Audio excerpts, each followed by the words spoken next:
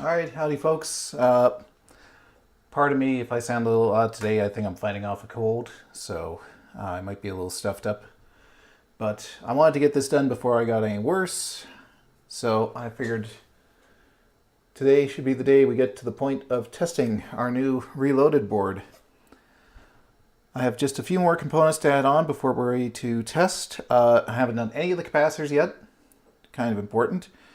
And then we need the RAM and ROM socket, and I think then we should be, and the ADB ports I guess are important as well, and then we should be in a good position to actually give this a try. So let's switch to our, I haven't actually turned on the microscope, so let's do that.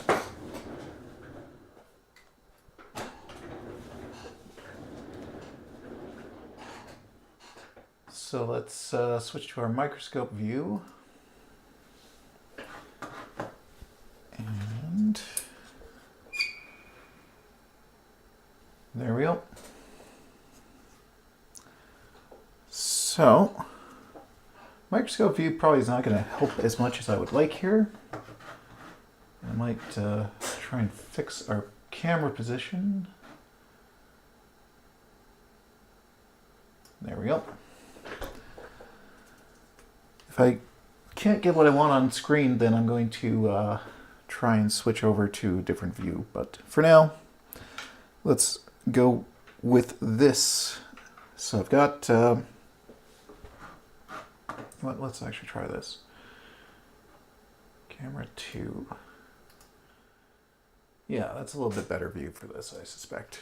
I don't really need magnification that much, other than my headset probably, which I have right here. So we've got ADB ports. I had to go with the less expensive plastic RAM sockets. Hey, Will. Dave from Dave's Vintage Apple Tech. Hello, hello.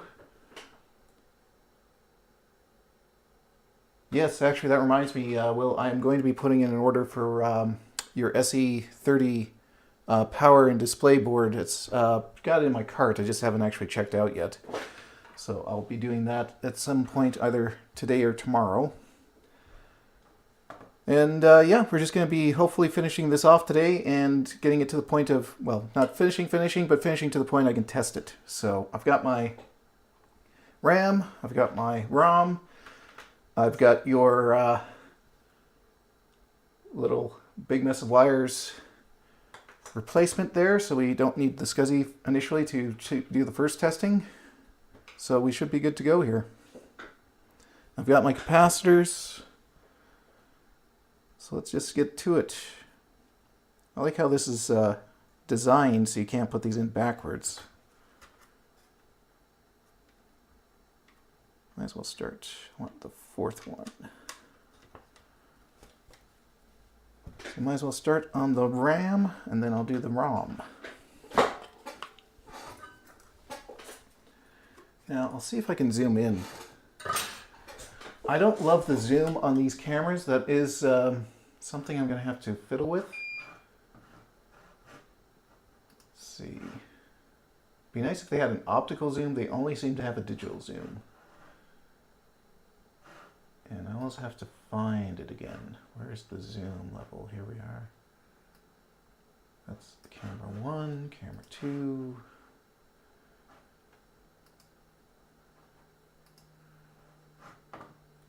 And let's point that down.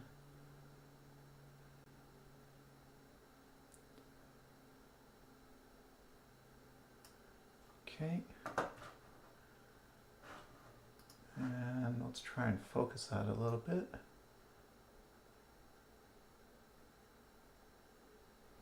Hopefully that's not too bad. Okay, let's get started on these sockets.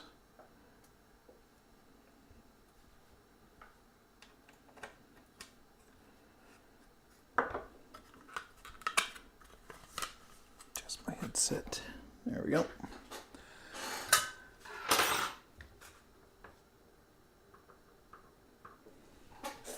If I can zoom in a bit more even, that would help. No. A little bit of flex. Get it going. There we go.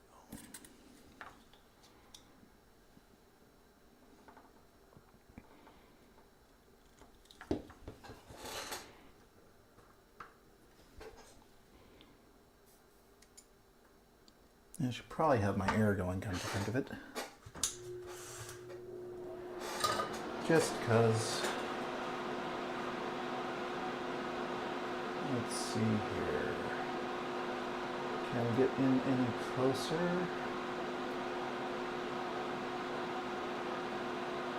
See, that's where it starts to go a little bit pixely. So I don't love that, but it's probably as close as I can get, and you guys can actually still see something. Alternatively, I can bring up the microscope view if you guys prefer, but then you get a very reduced view of what I'm doing, so I don't know which is better.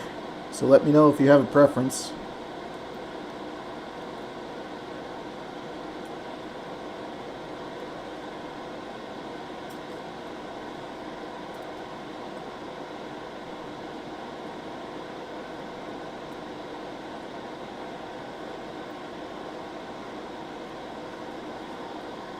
My friend Will here in town is supposed to be giving me a call later. He sent me a cryptic message that all it said was, "Computers!" exclamation marks. So I suspect he has found something interesting.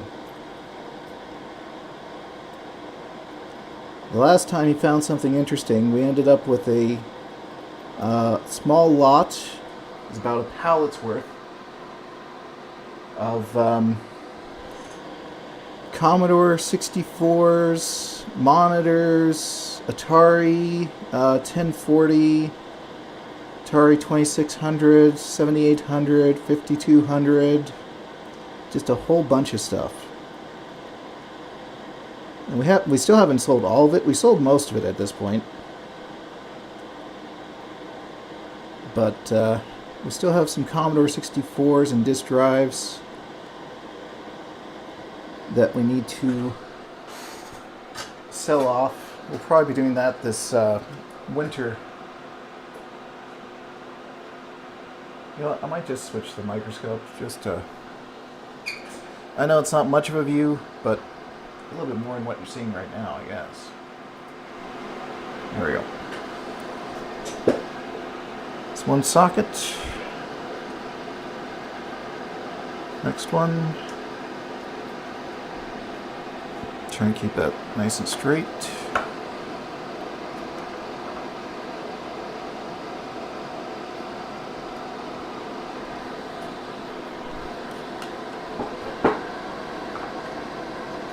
Get a view here. Nope. So, pin that first.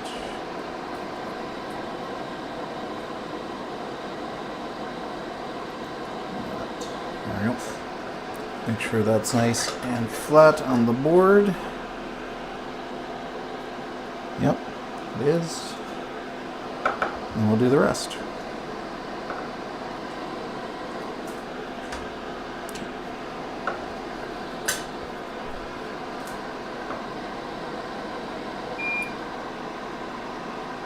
Start right there. I am eager to see if this actually does anything on my first boot up attempt. So I can't wait to get all these set up and hook it up to my little test system here. So that will be interesting to see what happens. I do have the tech step with all the connectors now, thanks to Craig. He brought over a couple of serial cables I was missing. I don't know where mine have gone, but I'm sure I'll find them now that he's loaned me a couple. So that's usually how it works.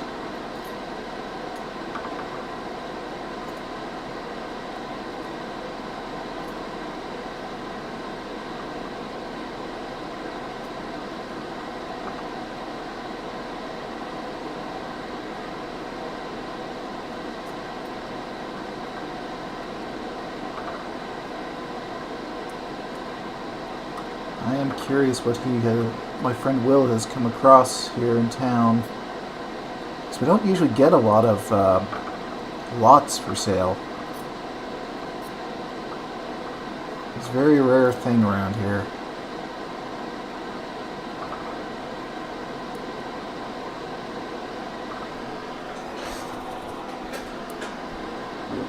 Craig is out of town at the moment. I believe he has a gig in Edmonton. So he's up north.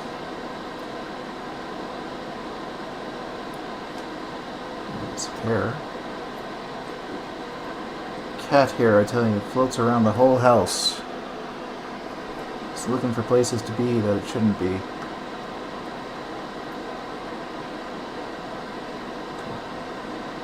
It's decent. Next one.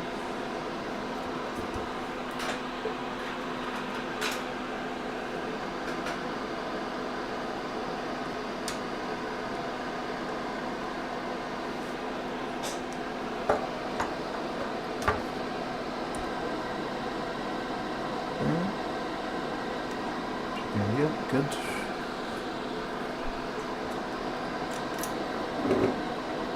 Went out with the wife this morning, did up some chores, did our monthly Costco run.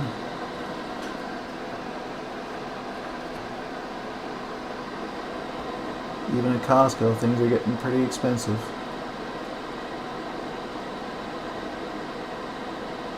I mean, it wasn't even a big refill this month, and it's still almost $400. So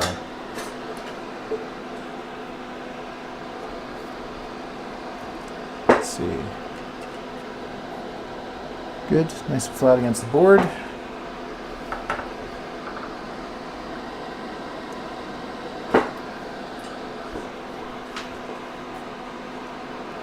Our friend Jeff finished up the Color Classic analog boards for us. We got 2 of them working out of 3. He said he could get the 3rd one working, but that's the one we got from Japan. And he said there's so much corrosion on components on that board. He thought maybe he'd leave that alone because the cost of pulling all that off, replacing what needs to be replaced, cleaning what needs to be replaced, probably be more than what we would want to do. And I generally agree. If I'm going to tackle that board at some point in the future when I'm a little more comfortable with the analog board stuff, I can handle it then. For now, it's kind of just a parts board in case we need it for other computers. And I think actually Craig was saying he might need it for his Color Classic Mystic, which was giving a hissing noise the last time he tried to use it.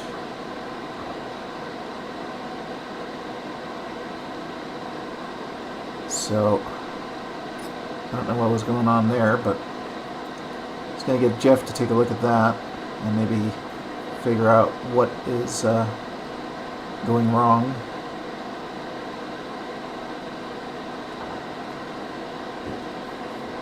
I'm quite jealous of Jeff's ability to work on CRTs. He's quite skilled with them, and I know nothing about them. So, very glad we ran into him through our friend Will. So it's a skill that is nice to have these days, especially with CRTs becoming one of those things that there's just so few people now that are even willing to look at them.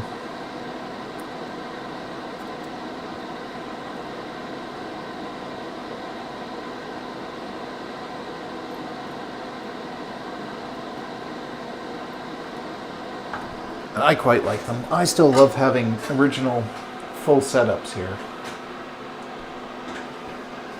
So I like when I have a computer I want to get it so that it's every component: keyboard, mouse, system, monitor.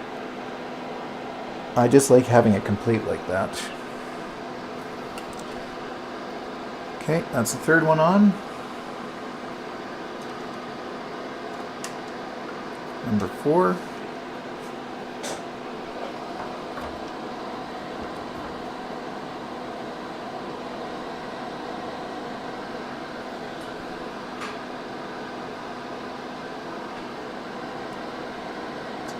Back that one. Fix those in a second. Just wanted to keep it from wiggling too much.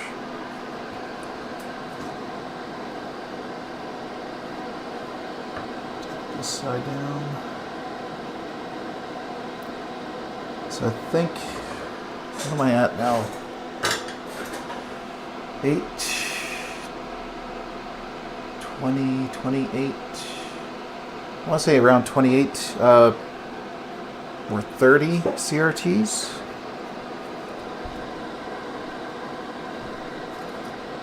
Looks straight, looks flat to the board, so that's good. I want to say 30. I should actually, I need to do up an inventory is what I need to do. So I know how much of everything I do have. It's been a while since I've done a full inventory. Don't love those. Let's clean those up a little. Make the flex make it look good. There we go. That's better.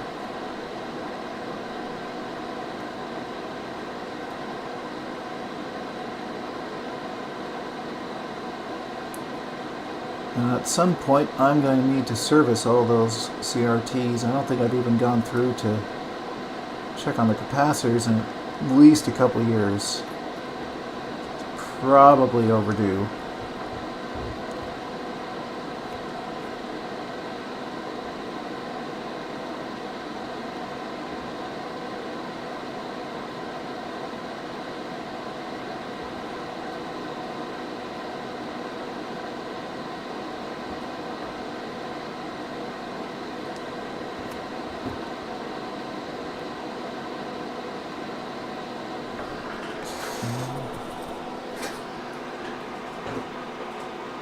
Don't do an inventory, it'll make you sad.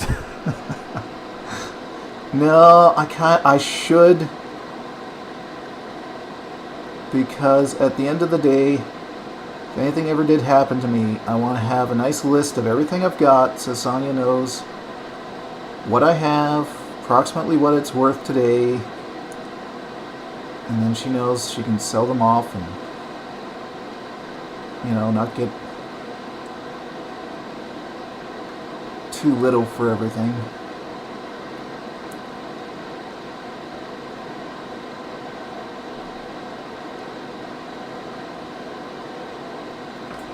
Plus, at some point, I'd like to go back and get some accelerators installed in my Amigas. I've got them. I picked them up last year for Christmas. Well, I think it was Christmas. Sometime around Christmas. And I just never got around to installing them. I was busy learning all this stuff. So it'd be nice to take some time and do that too. There we go. Okay.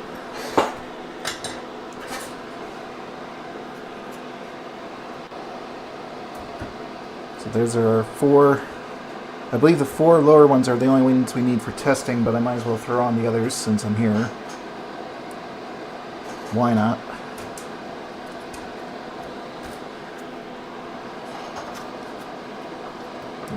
That didn't sit right.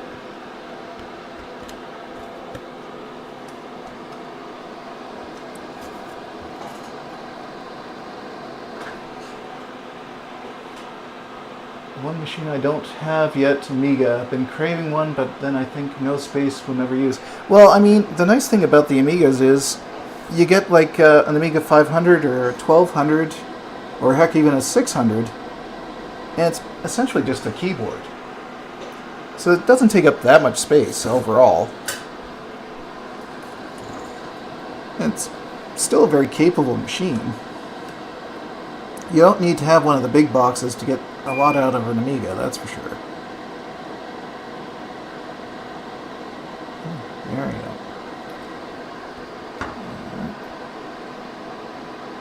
Make sure this is... And today, with all the accelerator cards and stuff for them, you can get like a 600 going pretty well for speed.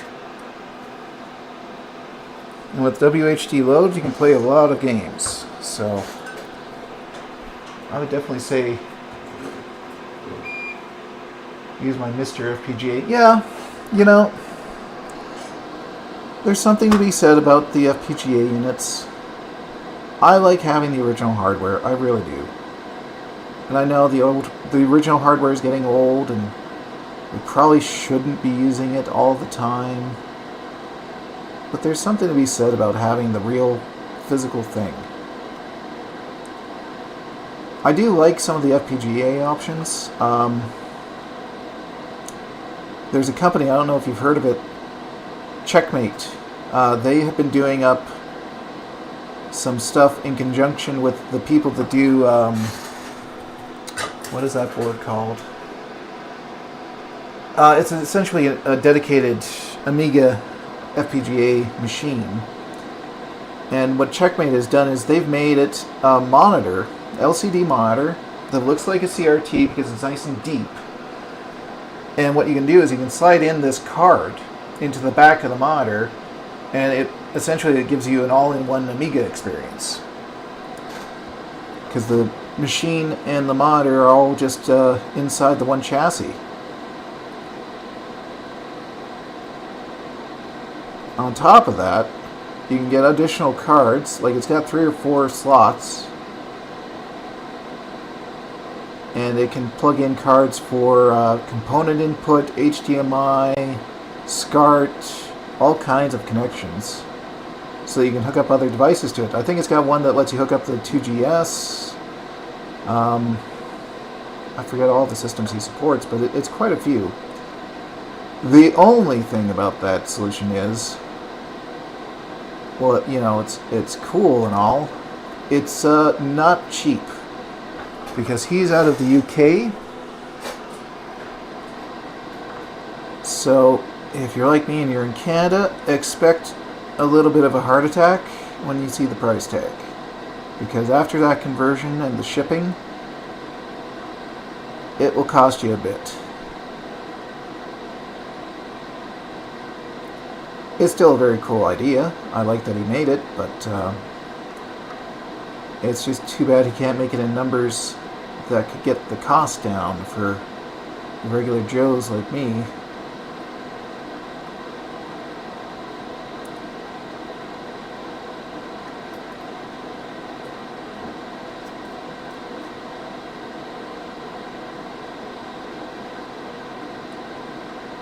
There we go.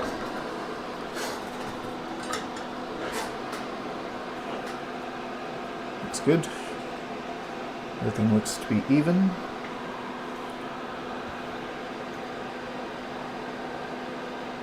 Okay, next one. Oh, that one doesn't look... Might come back and redo one of these. I just noticed that it kind of went crooked on me a little.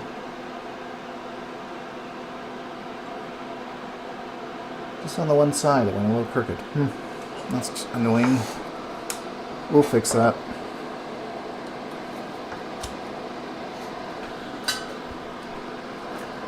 That's okay. Put the other ones on here first, and then I'll come back for that one.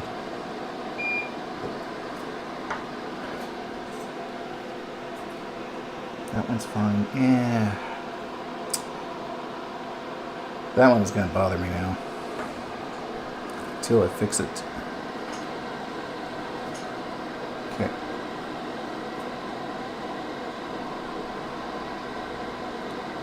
These on. Another one I really like is the Mega 65 project, another FPGA unit based on the canceled Commodore 65 project from Commodore around the time they bought the Amiga's design. I love that one for the fact that they went to the expense of making an injection molded case and everything for it. It looks just like what the prototypes looked like.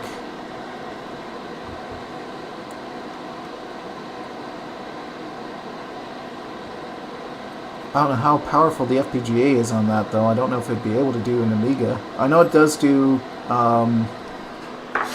What did they show off?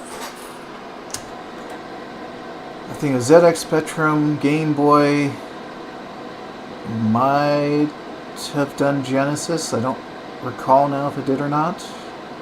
Maybe someone out there knows.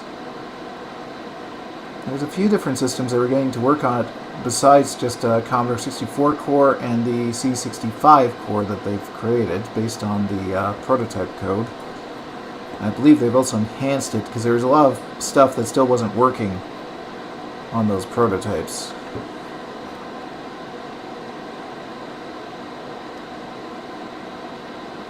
But it's a neat looking unit. Like, again, it's another one that's fairly expensive. I believe it's again out of Europe. So once you do that horrible Canadian conversion, because our dollar just can't seem to go low enough, it gets pretty pricey.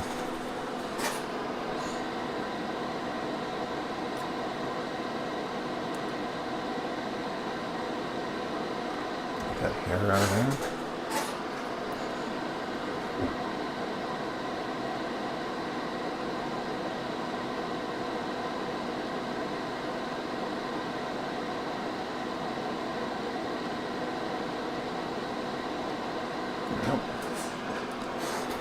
Okay, next one. Every other one's straight except for that one down there. That is so irritating.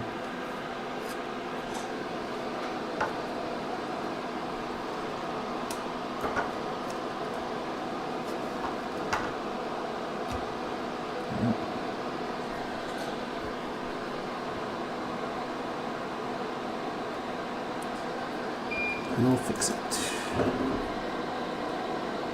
Alright, where are we at here?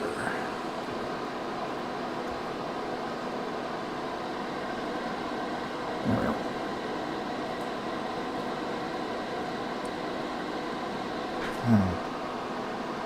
That one's moving more than I'd like, so let's start there. And then do this side. There we go. That should hold it. Let's check and make sure that's on straight. That one is.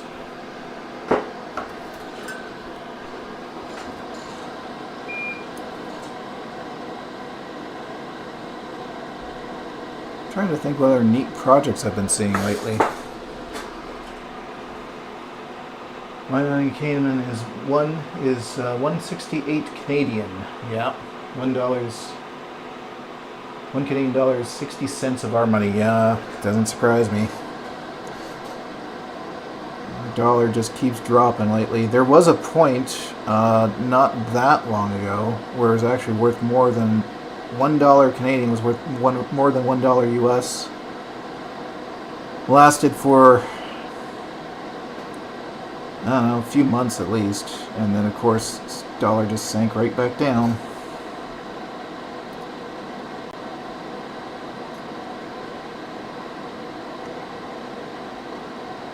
Unfortunate thing here is there are provinces that like when the dollar is high, like Alberta, and then there are provinces that like when the dollar is low, because it all depends on what they do for their income generation. A lot of manufacturing out east, and a lot of natural resource selling in the west. So we tend to like it to be higher because then our products are worth more.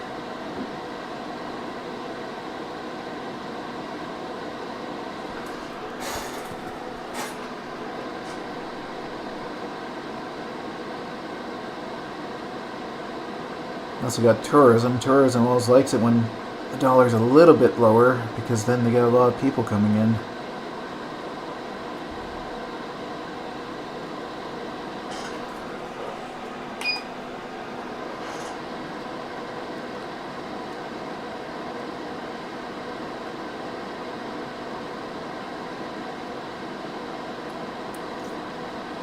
We get some tourism out here, but I mean Jasper, Banff,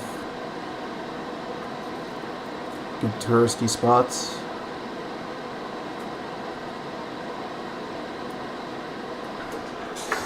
But we depend more on selling our goods.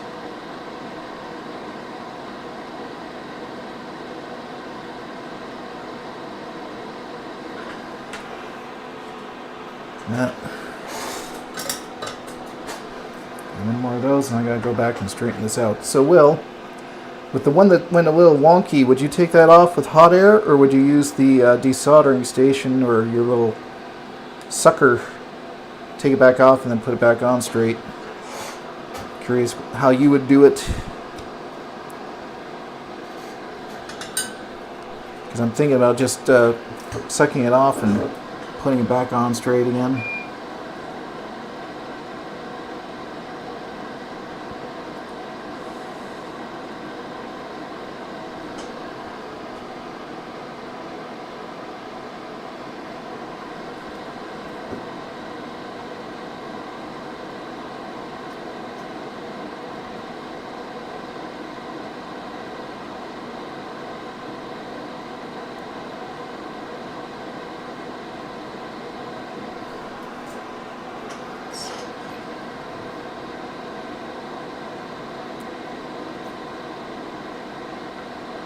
Oh, actually, I'm going to need to check the news here before I put in my order too.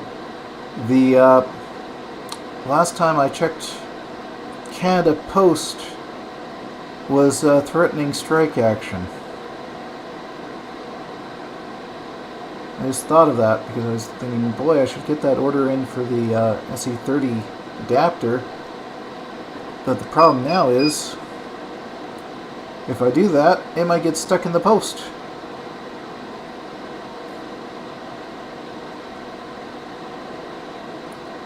They were talking about a job action as soon as Sunday. I guess they've been without a contract for a while, so I'll have to see if they manage to make any last-minute compromises.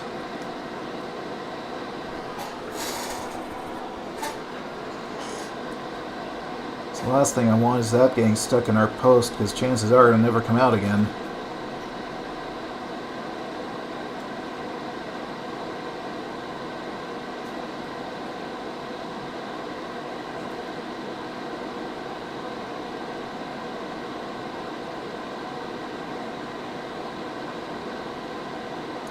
And of course, this happens just as we're getting our stuff onto eBay to sell, so we have no real means of shipping it out.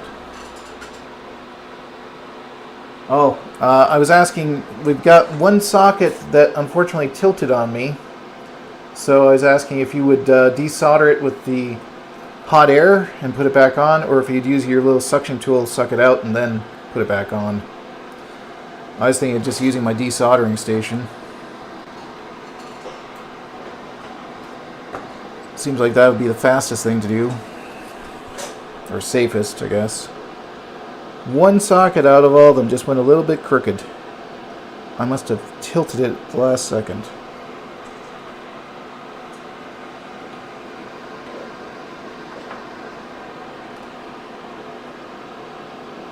All the other ones look good.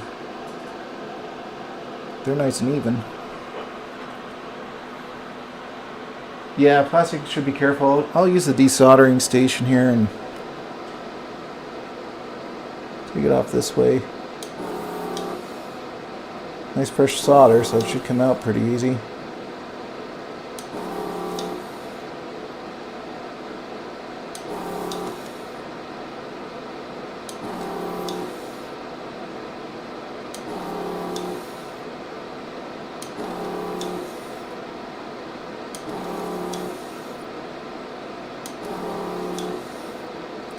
A friend of mine just bought this same desoldering station. He says he's really enjoying it. Because he was looking before, but he said he couldn't find anything that was not horribly expensive. I said, this one is about, I think I got on sale for $250. Came with 4 nozzle heads, cleaning tools and whatnot.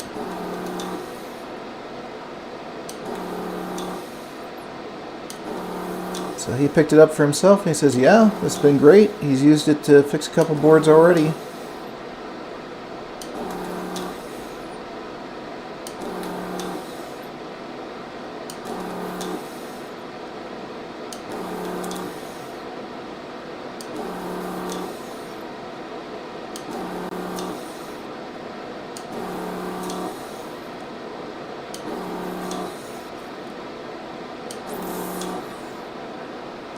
That did not come clean.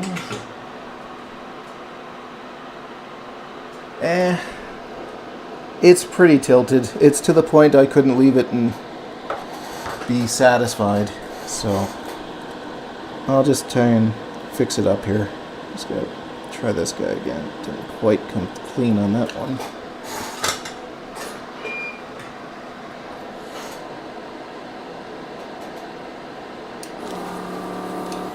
There. Oh, it's better. Okay.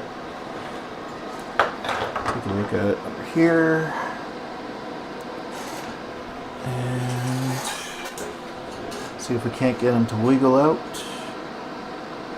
Nope, that one's stuck. Stuck. What's this?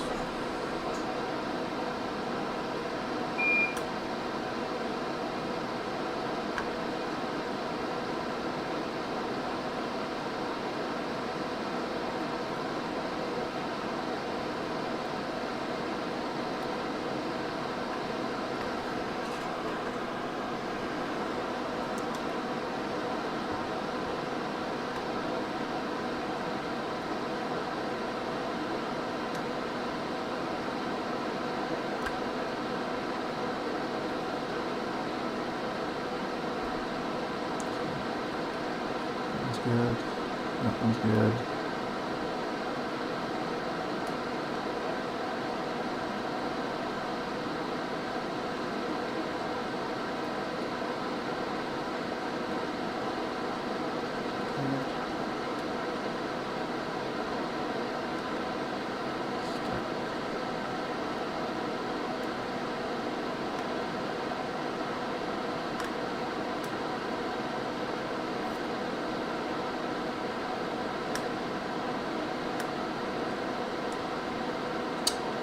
They look pretty clean, but man, they're really stuck on the sides here. And you see that one. Oh, there you go, that broke.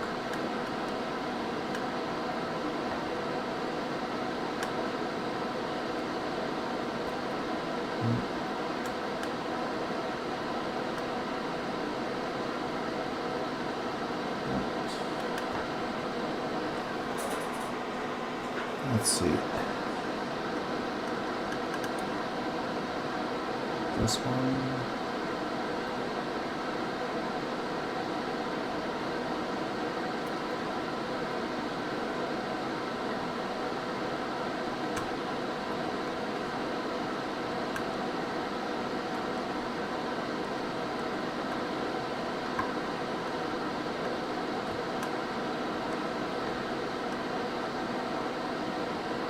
Sorry, just make my way through these, making sure they're all loose before I try and pull it out.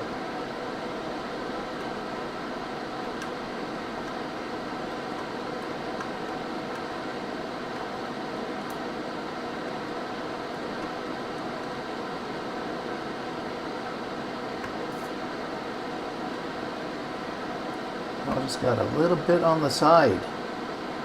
Very annoying.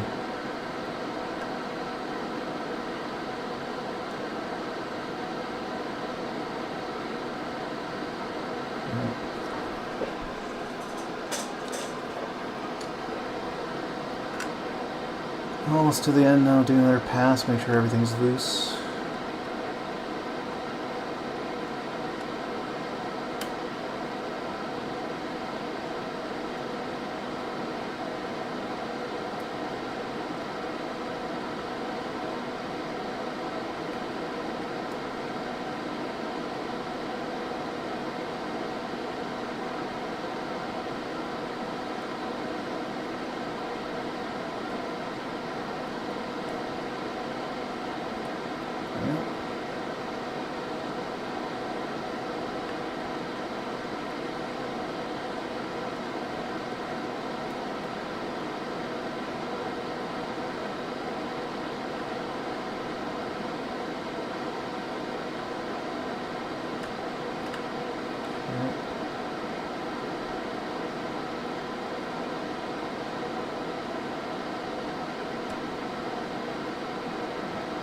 No, that one might need another hit from the desoldering station. It's got a little too much solder in there.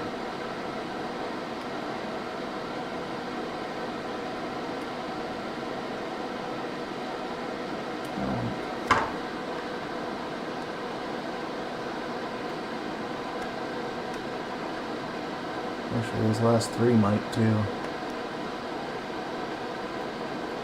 Let's do that. It's a little bit too much with them.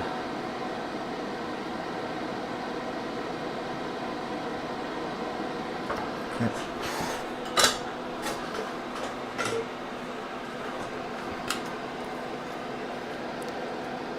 That's three.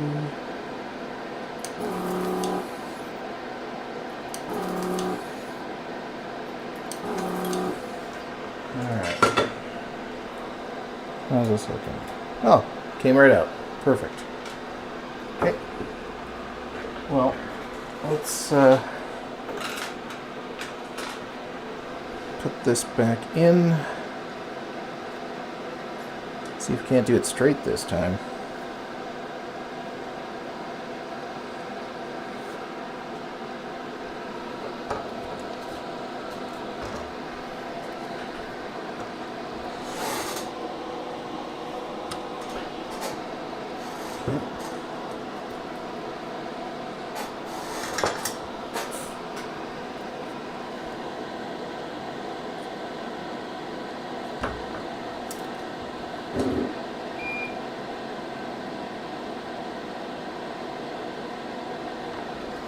See how that looks. Yeah, that's way better. A lot more straight. Okay, get this on.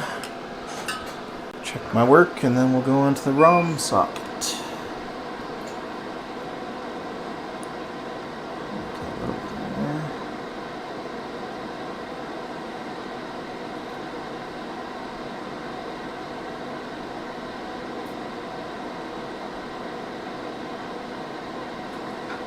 So there's a new Action Retro out today. I'll have to check that out later.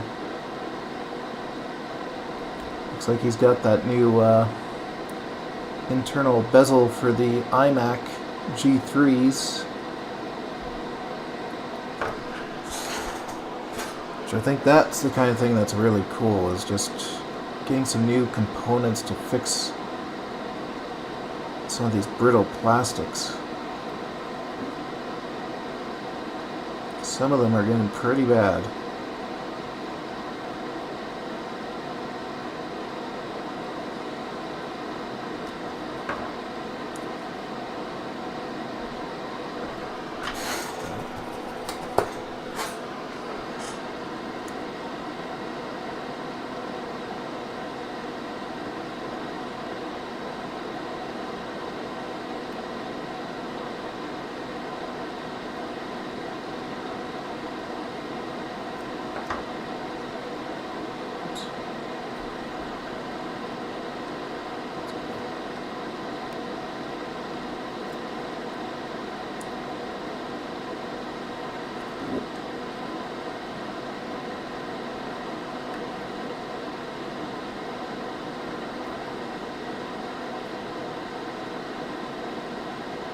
There we go.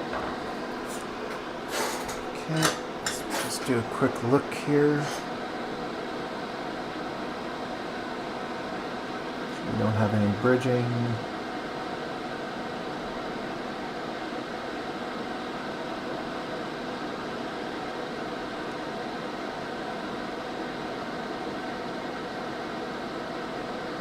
I'm going to have to put this board through the ultrasonic cleaner at the end, because boy, it's a lot of flux.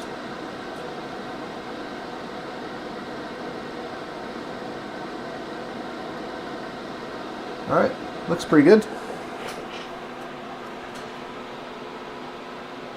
I know.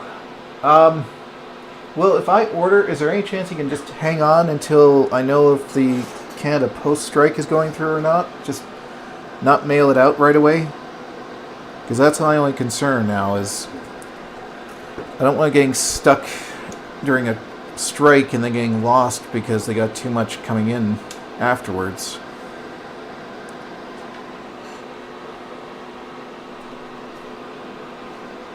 But yeah, I definitely want to pick up one of those while you have them.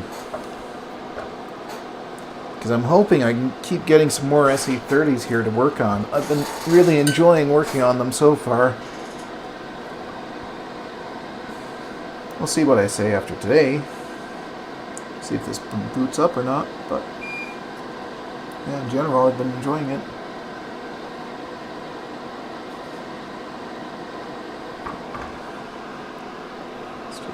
Anchor, and then I'll come back and fix. Okay. Check that. Is that down as far as I can? Yeah. That looks flat. Okay. Had a doubt for a second there. Little tool. Alright, so now we're going to move on to the ROM socket and get this guy on.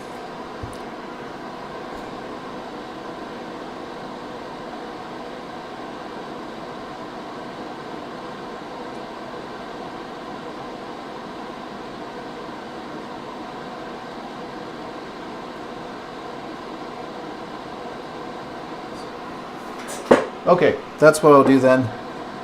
I'll put that order through and then I'll let you know when Canada Post has figured things out. Probably grab some of that blinking RAM at the same time here.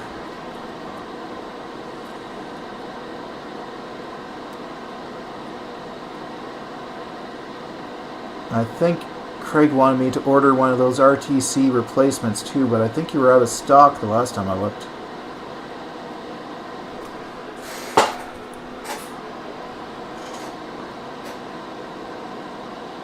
Because he wants to throw one of those into his SE30 so he doesn't have to worry about a battery anymore.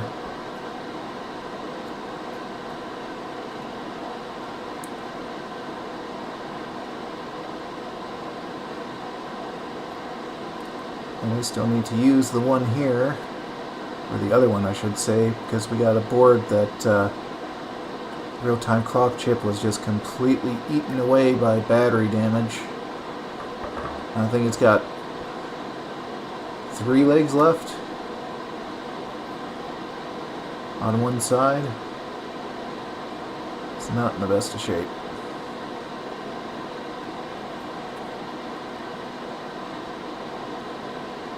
The other one's working great, and my other battery bomb board that I was able to fix. Now that I have the tech step, I'm actually really eager to hook that up on that one and see what it says. Craig dropped off the cables yesterday, so I just haven't had a chance to test it yet.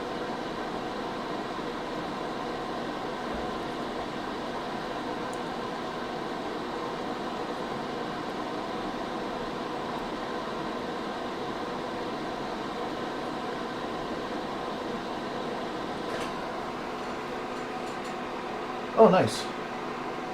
Memory all sold out. Make some more soon. Okay.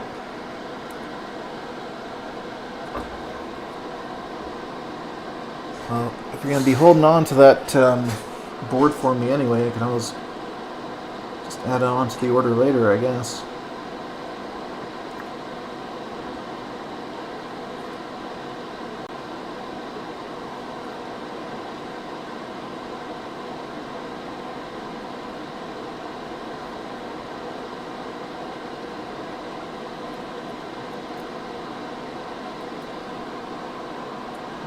You guys are even seeing much of this area. There we go.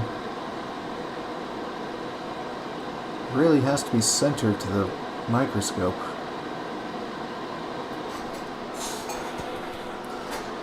I gotta look. There's got to be a reduction lens that can help give a slightly larger area. It just seems so limited what you get to see through the scope otherwise.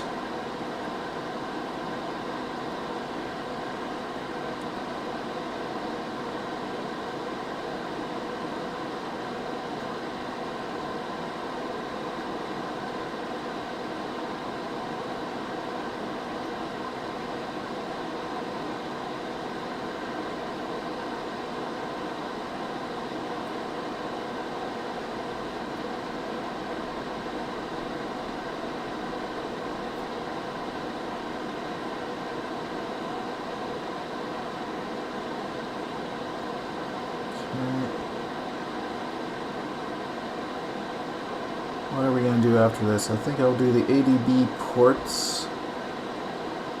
Get those two on.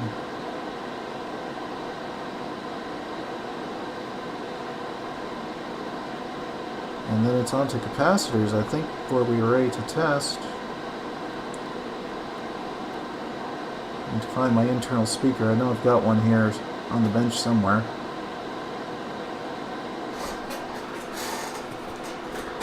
And if I recall correctly, let's bring that up. Well, you said for testing the sound,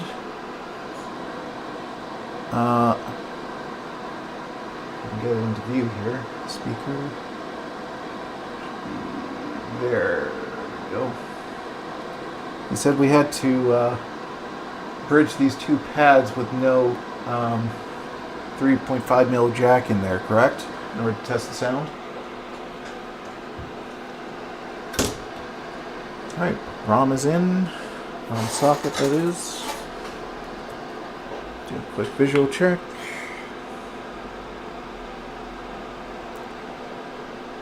Looks good. Okay.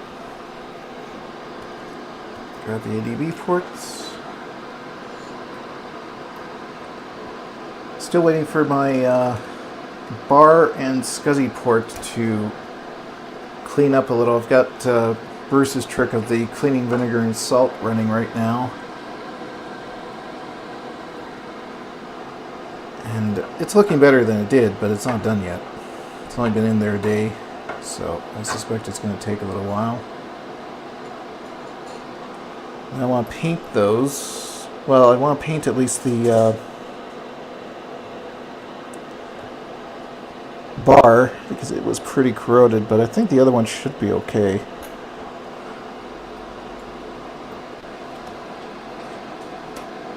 There we go.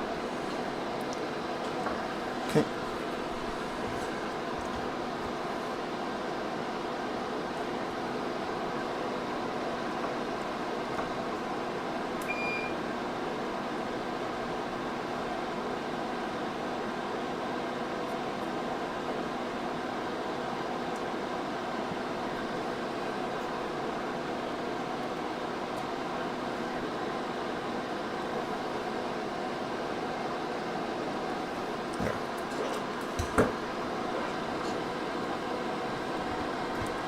Alright, let's see if we can get this in view.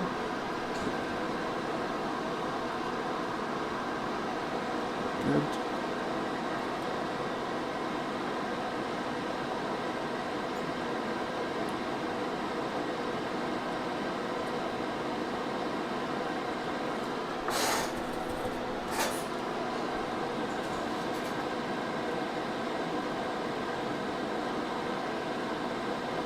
Let's go in.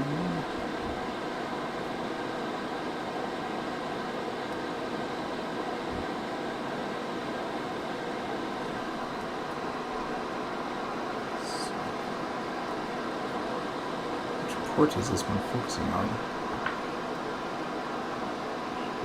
This one. Okay. Oops. Grab that later.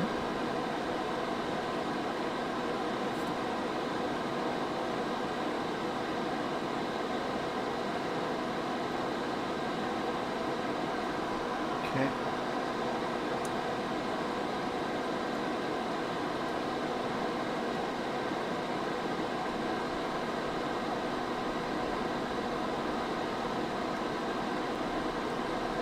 Side.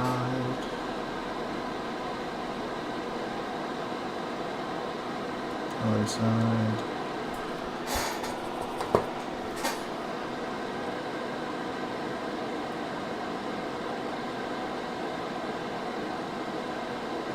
That's on.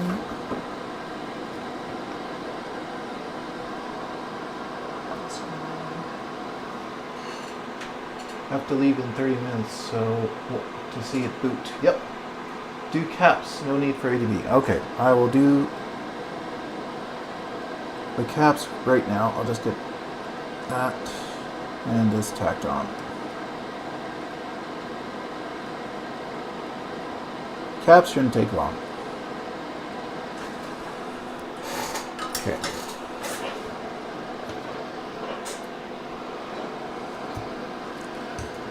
Alright. Okay, so what do I need here?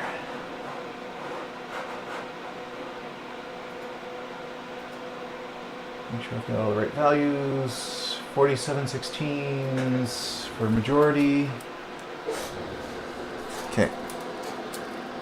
Start with these.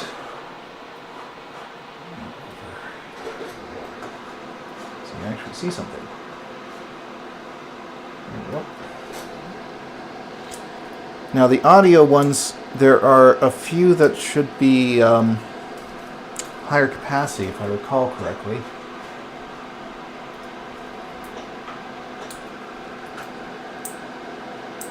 I think it was JDW had said a few of them need to be 25 instead of 16. I do have those, I just don't remember which ones need to be which here.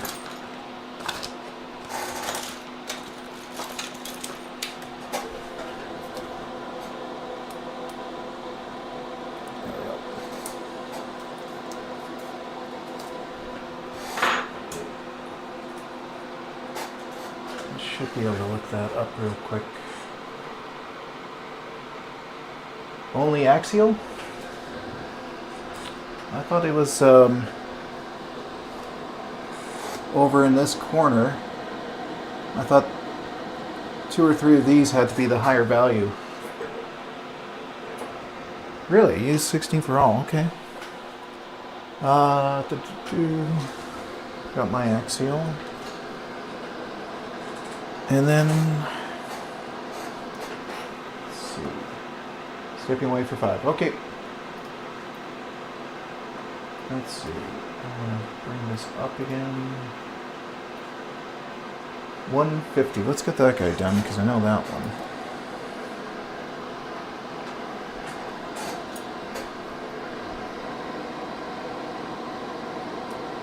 Let's see if we can't bring that better into focus. Positive.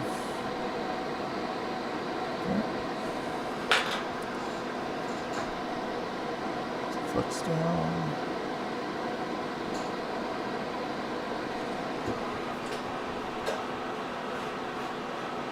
Okay.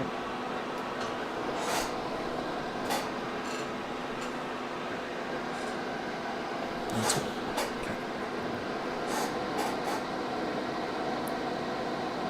Positive going this way.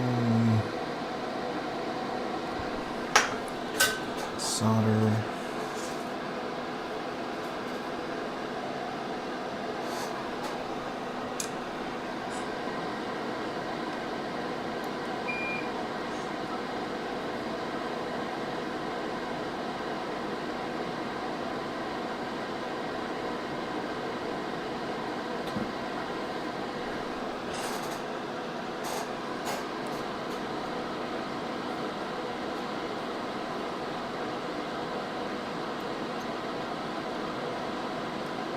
Nope. I'll look that up real quick. No.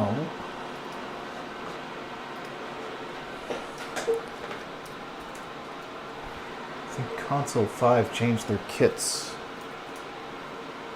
Specifically because of that video from JDW. They have... Macintosh, SE30,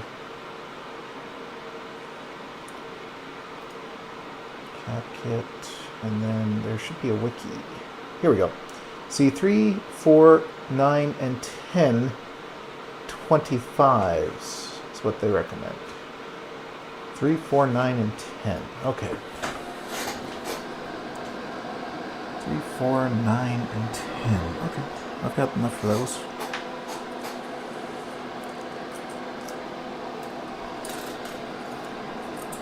Alright. Let's get this guy going.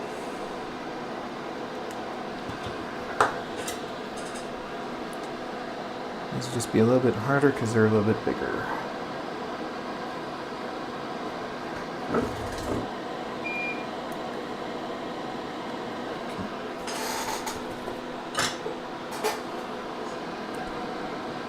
Positive.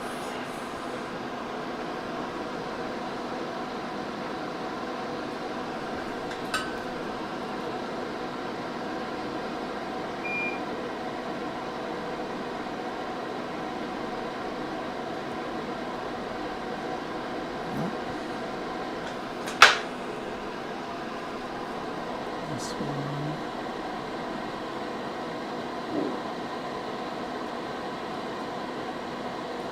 There we go. Alright, we'll just try and get these on so you can see if she boots or not. Next one. Let's go here.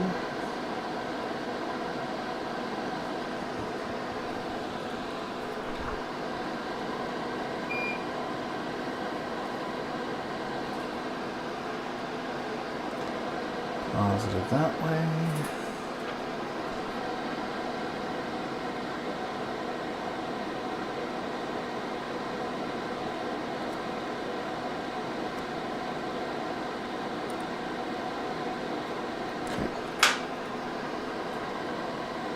It feels like I could get that straighter, but that's okay. It's not too bad.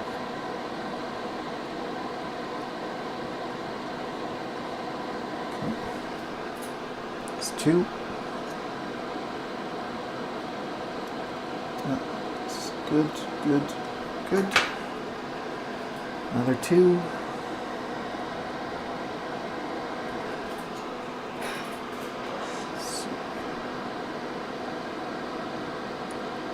This one. This one.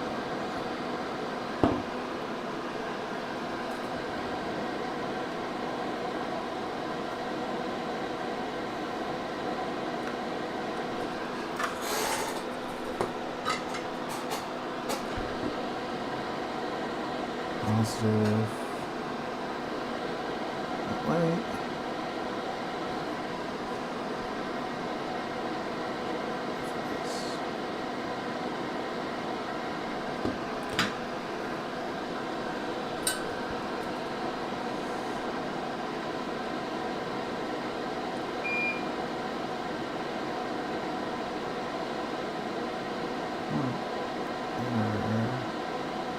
Almost.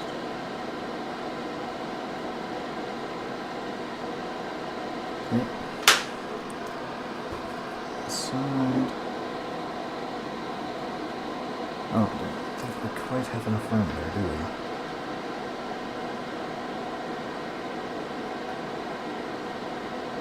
There we go. Now.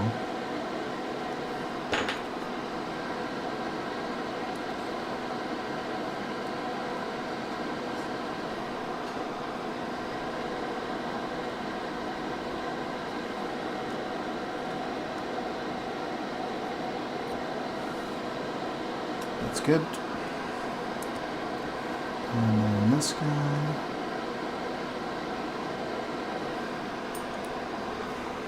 Alright. Positive this way.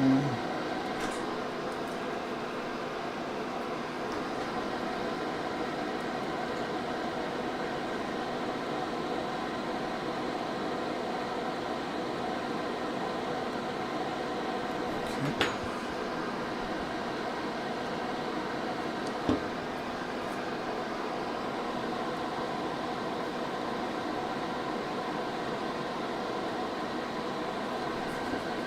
Okay. Not sure about this side.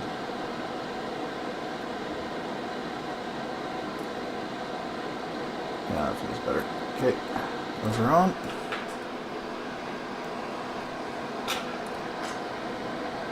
Now, this little guy.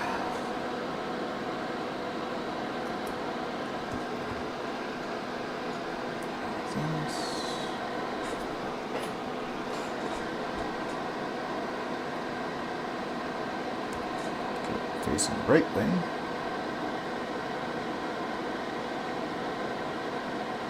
Okay.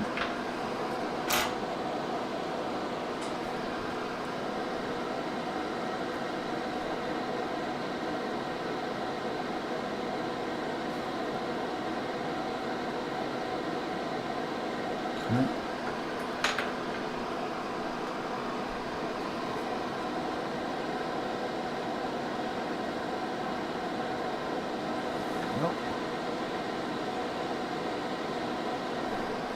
That one,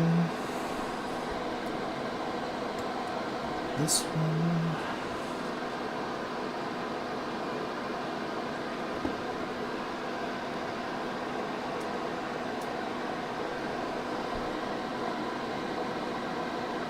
let's do it this way.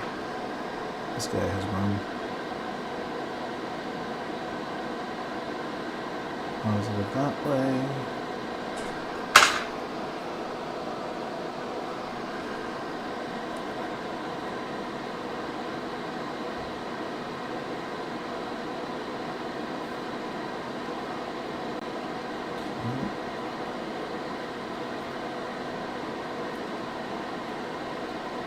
That's good. What else do we need here? Oh, C7. There. One second. I just want to grab something here. Make sure I'm not missing anything.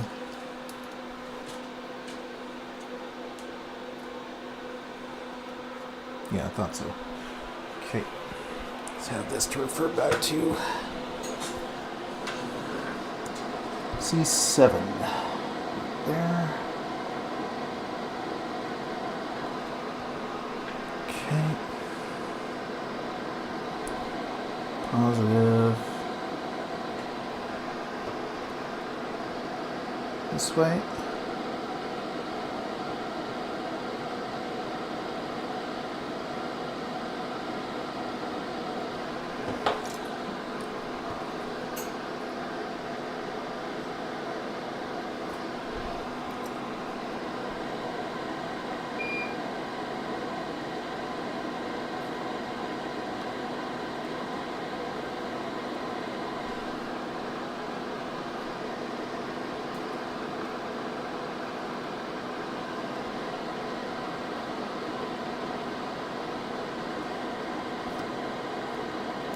Okay, that's on. One over here. 17.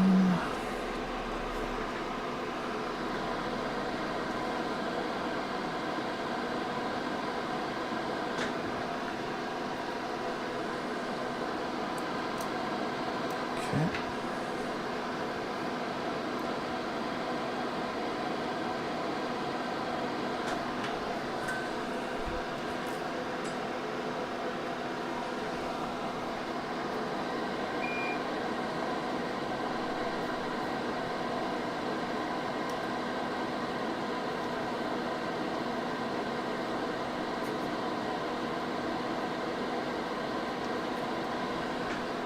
Get a little bit more. It's probably enough, but that solder ball. Alright. Positive, positive. Positive, positive, positive, positive. And fuses are on. Positive, positive, positive, positive, positive, positive. Those are all correct. That's correct. Got another one down here. C12.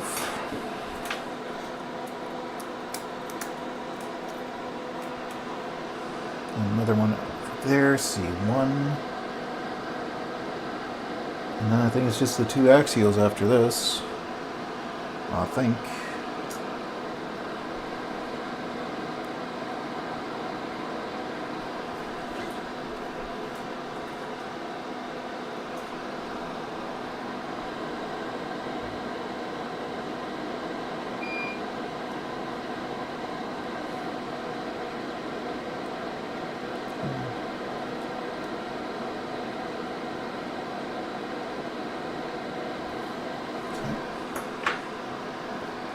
Try not to melt all the brand new plastic I just put on.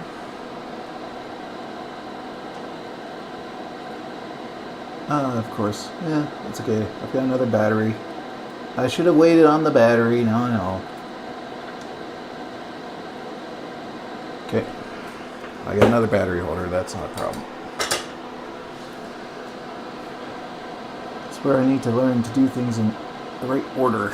Should have done that last. Okay, C1.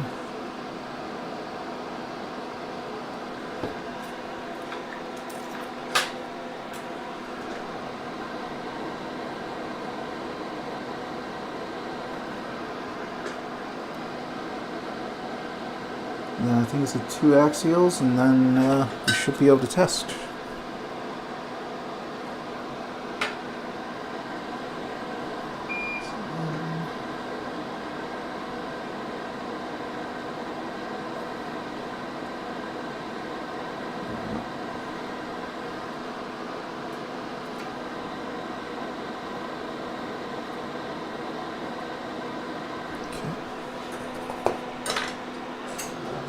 All right.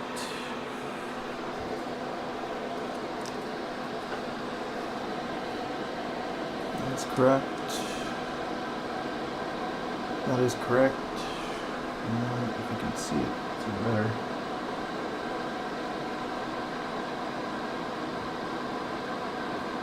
Okay. Got a little guy.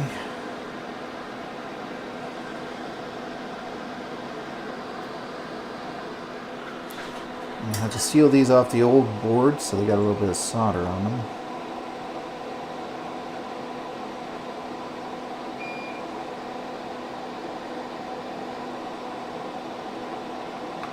That off.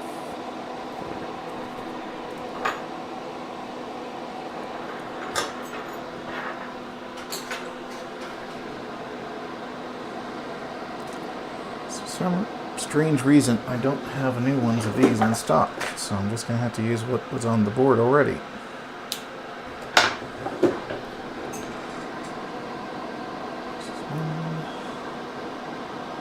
Let's do it this way.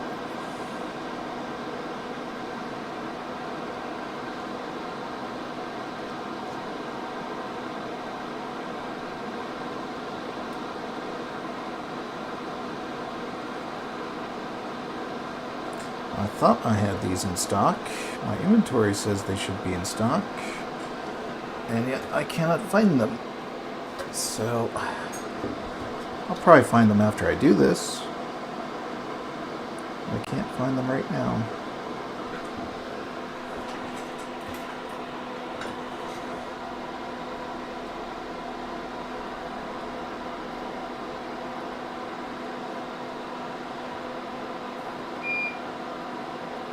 One side, other side. Give that a quick trim. They're pretty long.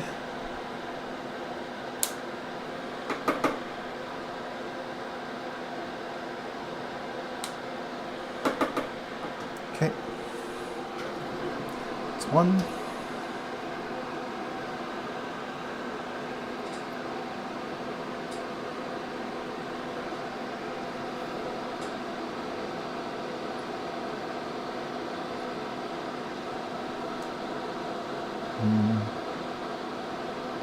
Need one of those 3D printed bending tools, so I can get a nice clean bend on these instead of my horrible manhandling.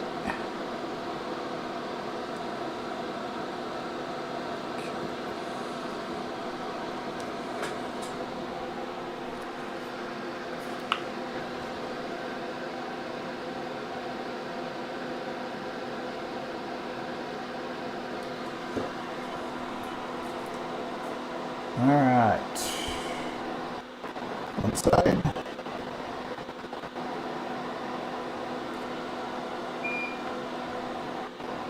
Other side. There we go. That should be all of them. A quick sanity check here.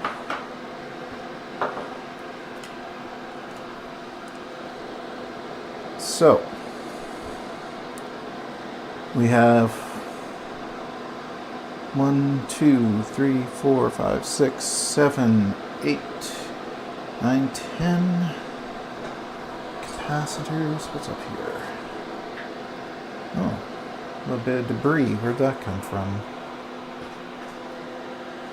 Get that out of here. Don't want that. We've got our fuses, we got our diode, we got our diode 1, diode 2, Q3, Q2, Q1. I think that should be everything.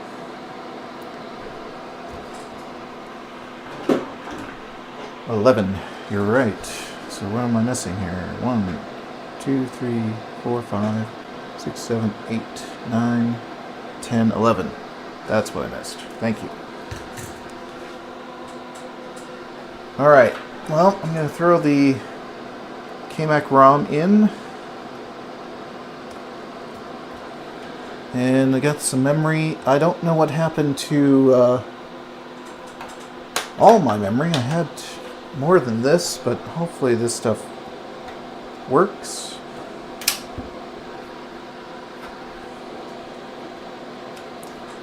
Switch views here.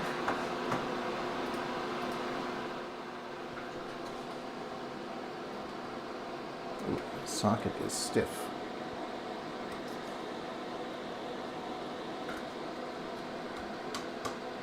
There we go. Better.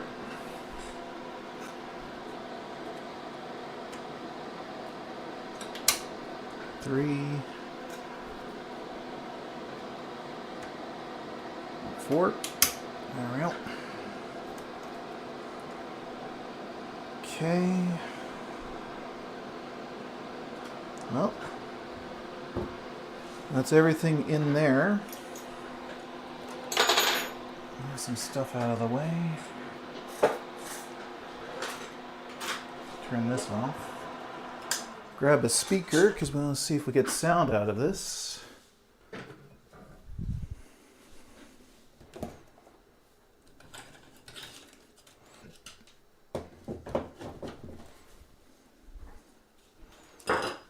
Let's change our view.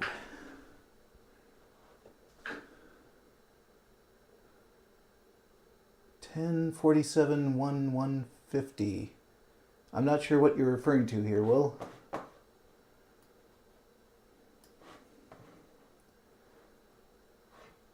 So, let's see. Do I have a different view? Yes, I do. Okay. Now, camera 1, camera 2. Can I switch this position? Yes. Bring that zoom back out. Cap value is okay. All right. Okay. So, oh, you have to pardon me for a second. I gotta sneeze here. Just gonna mute.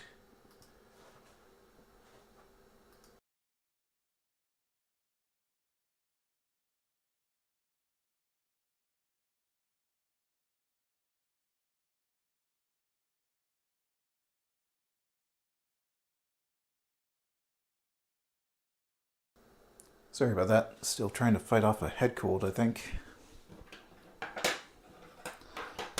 Alright, so we've got our board, and as far as I can see, everything looks correct. Everything's in the correct orientation for the capacitors. Got the fuses on, the diodes on. I think we're good to test.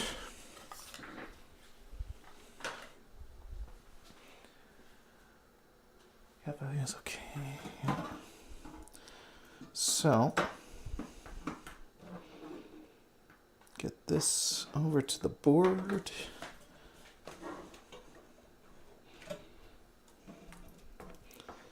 Like that. As in the off position, get our speaker.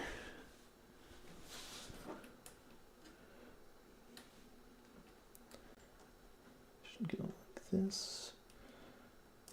There we go. Right back here. Power cord.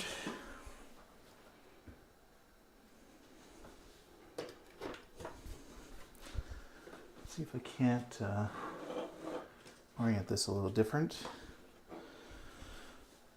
I had a keyboard and mouse. Let me grab that real quick.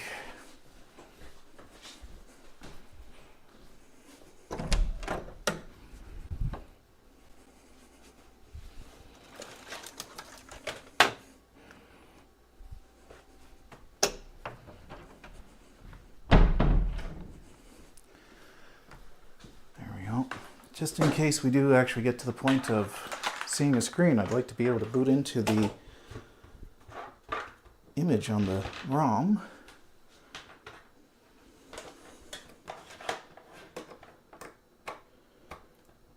All right. Power to the bar. I think we're all set. Unless there's any objections, I'm going to switch her on. 3, 2, 1. No chime. Let's see what we get on screen.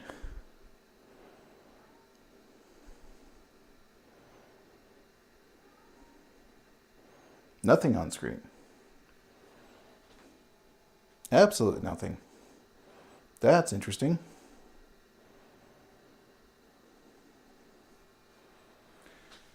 You need to hold R for the ROM boot and A for the RAM. Yep. Well, apparently we're not getting anything at the moment, so.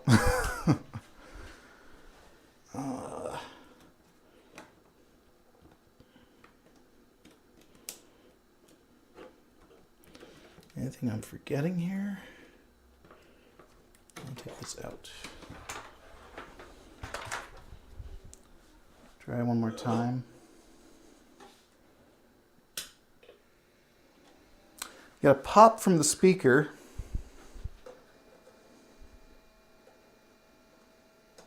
But we're getting no video.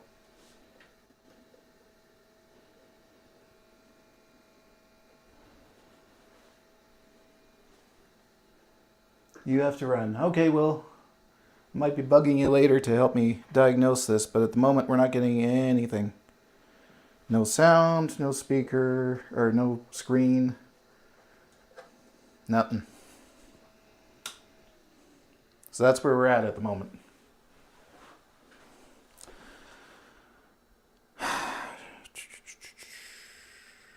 Well, oh, excuse me.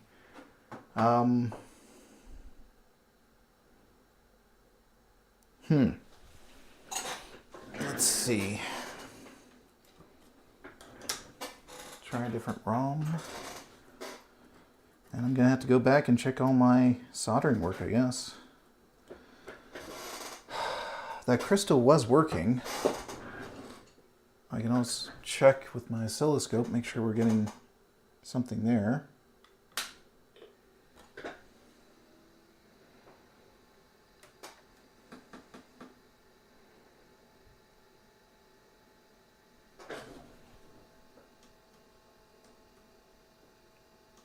Nothing.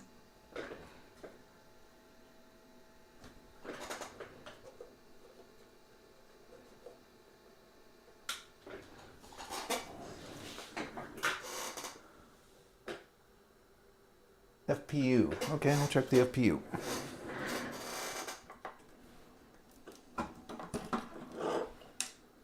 Let's take a look. Actually, I'll be right back. Just gotta mute here for a moment.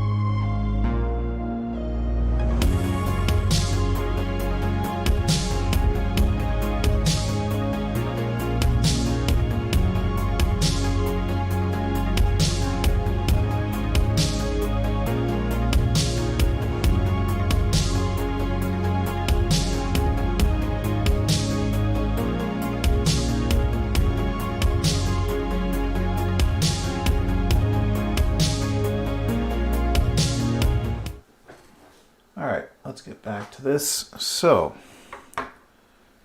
need to do some checking. This ROM out. Bridge on the FPU. Well,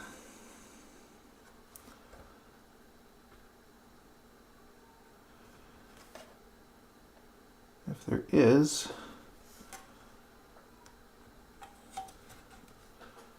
should be able to spot it.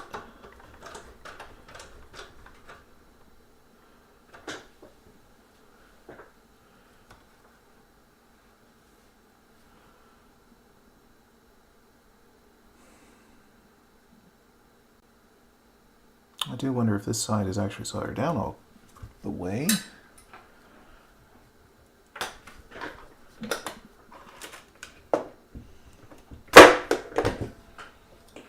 Let's move this.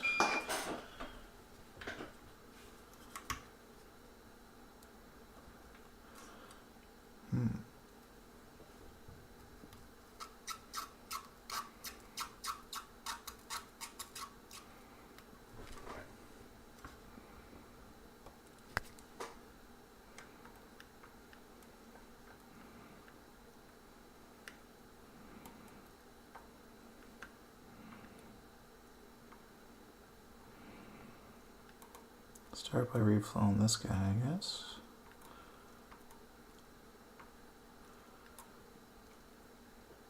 Trying not to hit my brand new sockets if I can. But it's more important to get any bridges out.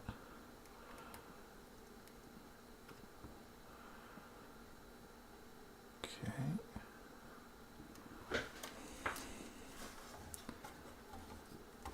This side.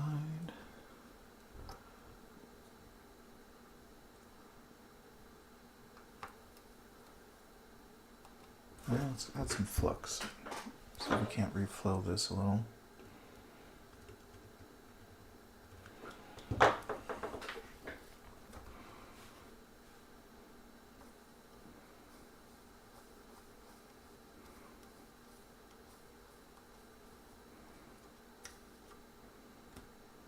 Oh, there's a bridge. For sure. Just saw that.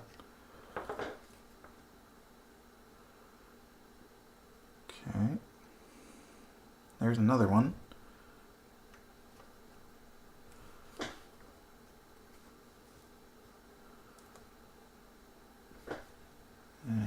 can't see that angle. Well, let's try that angle. There we go. Looks better than it did.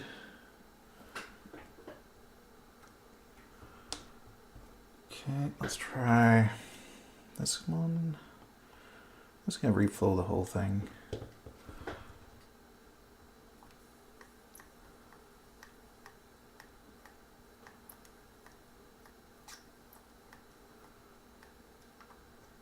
That has a bridge now. Let's fix that.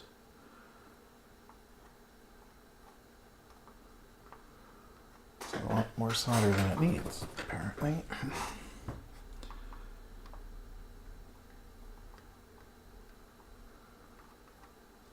Okay.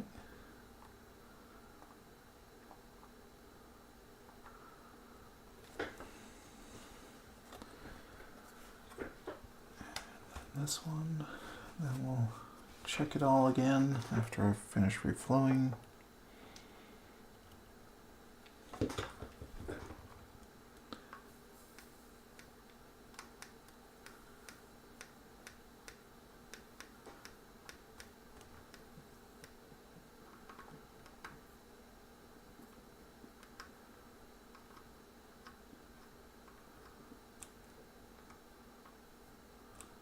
Okay.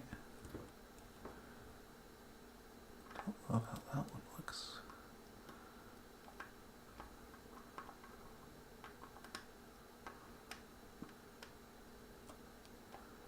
Why is it joining to this via? I don't know that it's supposed to be.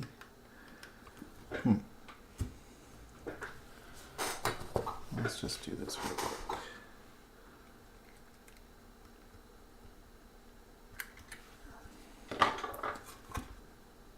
That's better. Reflow that one more time.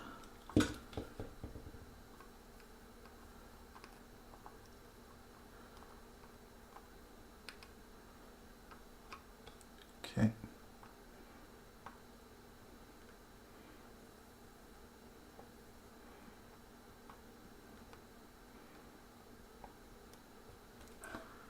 All right. Just do a thorough check and see what's going on here. Make sure we don't have any other bridges. It'd be nice if I can get it on screen. There we go. And even nicer if I could do it in focus. Like that. Okay.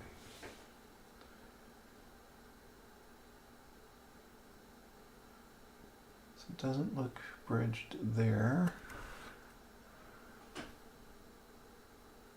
Doesn't look bridged under the microscope either. Okay.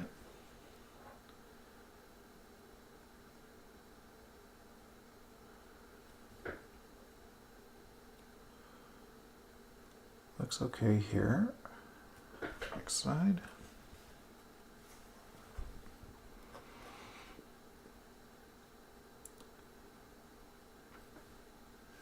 You guys need to see that. Looks okay there. It's a little thick on that end, but doesn't seem to be bridging anything. And then this one. I'm not sure that one's actually joined to anything. There's one pin here, which is, of course, out of view. Yeah. So there's one pin right here. Doesn't look like it's actually joined.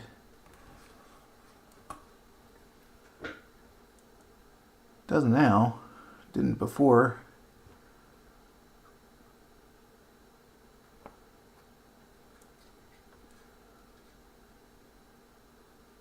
Okay. Rest look fine. Don't see any bridging.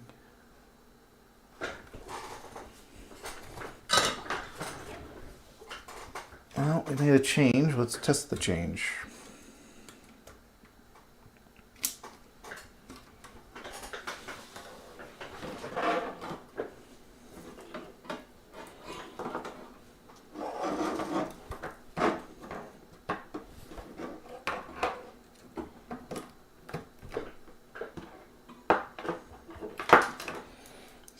speaker.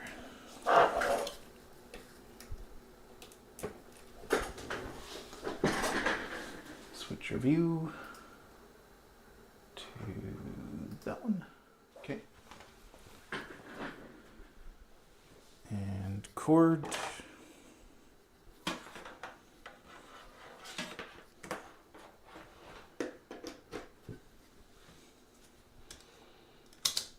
That's all together. Okay. Try it again. Nope. Something else has a short. Question is where? Or our clock is dead.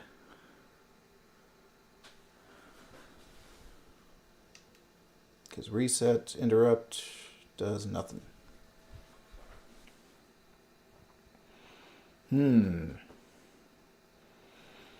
Okay.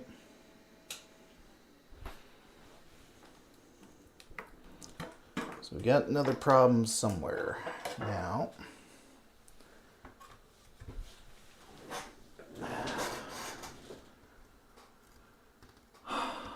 I am tempted to try a different clock chip, even though I'm pretty sure this one works. But, I mean, we can always bring up the oscilloscope and check that. Just need something to ground to.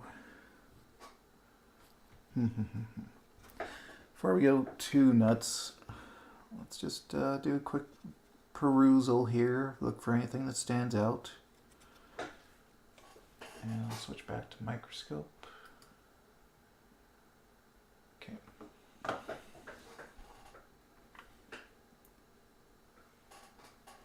Let's see. Nothing there.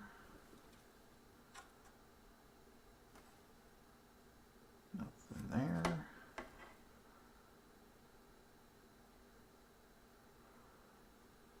do wonder if my fuses are actually making contact. They should be.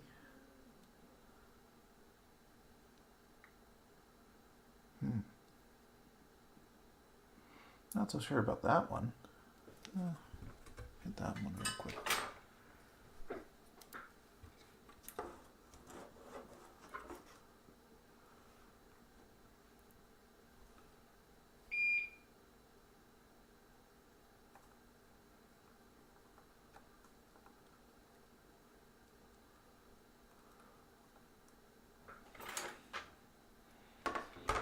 Let's grab some more solder.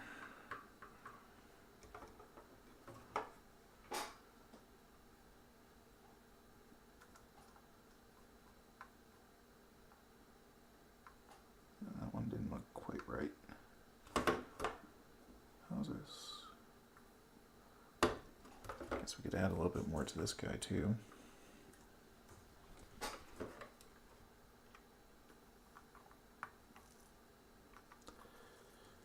Okay, how's this one look? That one looks fine. Both sides. How about the fuse on the corner here? Let's check that real quick.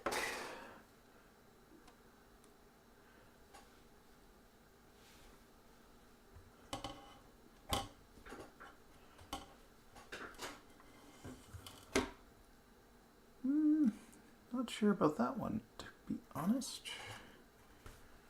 Let's see. Oh, pardon me.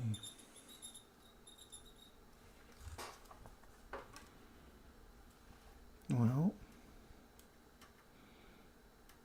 seems to be connected because I can't lift it up. Okay. There's power gain to the ROM because we saw the light on the ROM light up. So we know that much. Let's check some of the other, pardon me, big chips. So we got our glue chip here.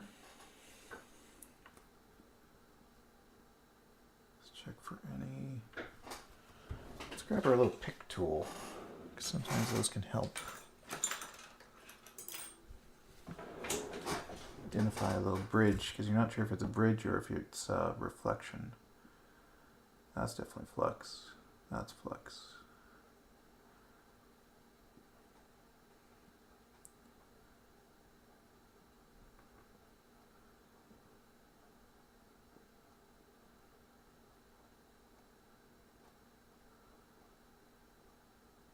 So this side's fine.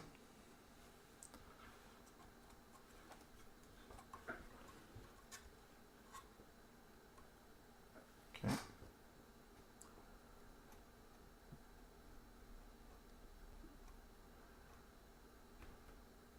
everyone actually connected here? Sounds a little askew. I mean, it's still connecting.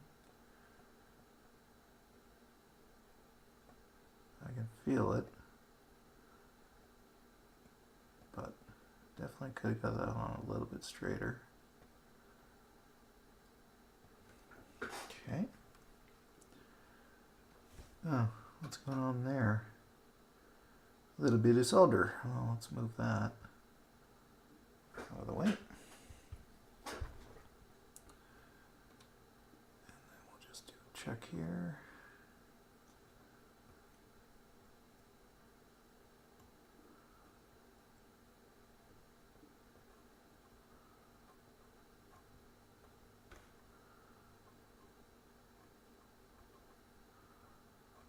I had already checked all these, I thought, but you never know, might have missed something.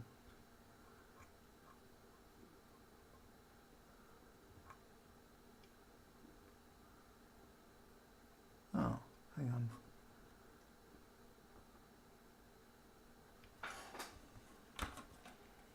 What's going on here?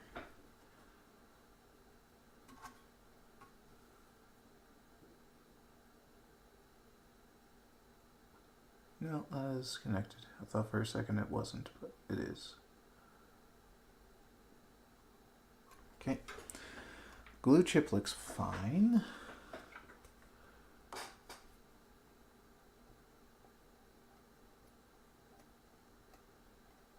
That side's good. You can't see. Where are we? There we are. That side's fine. Yeah,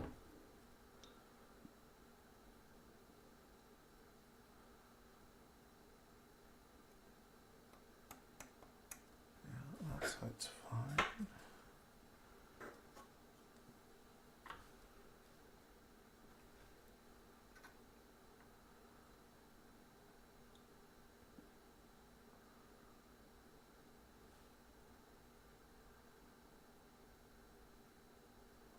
That side seems fine. Everything is connected. And then there are no bridges here. Okay. So that one seems good. So that one and that one are good. Let's try that FPU again just to be certain.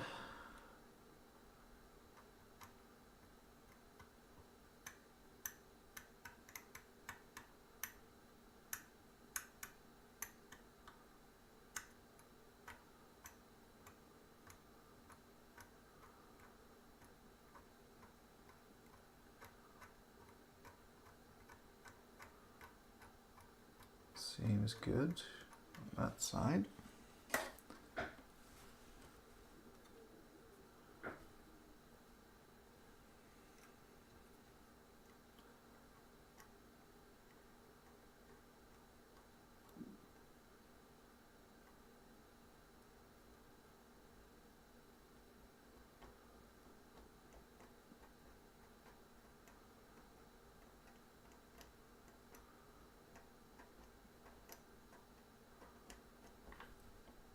Okay. Those are all connected, no bridging.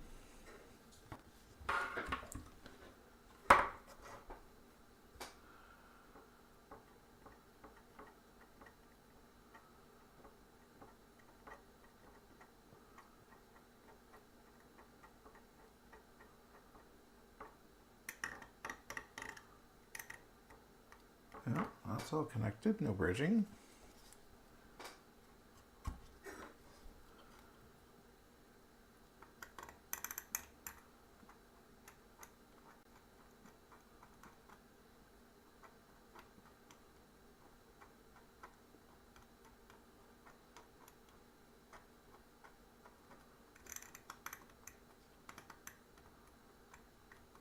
That seems fine, no bridging. I'm pretty sure we've already done this side, but I'll double check.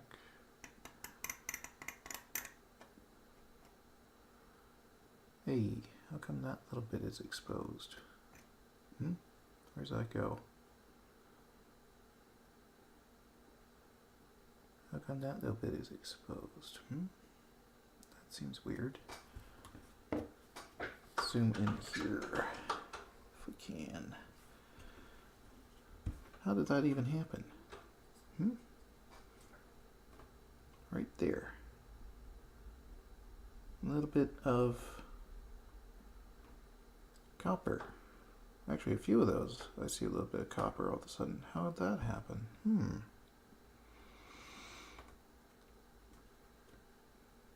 Okay, let's grab my multimeter here.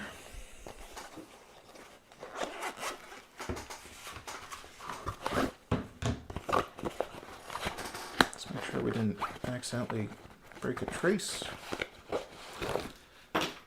Would be surprised, but I mean, it could happen. These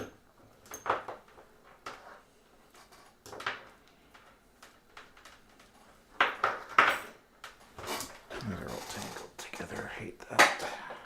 Try and keep it separate.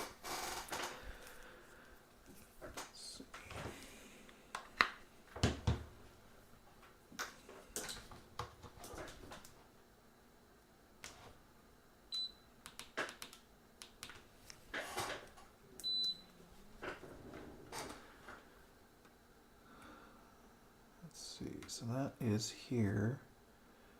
I just need to know where that goes. That goes up this way, up, and then by the looks of it into the glue chip. But where exactly? Let's grab the old board and we'll see if we can figure it out.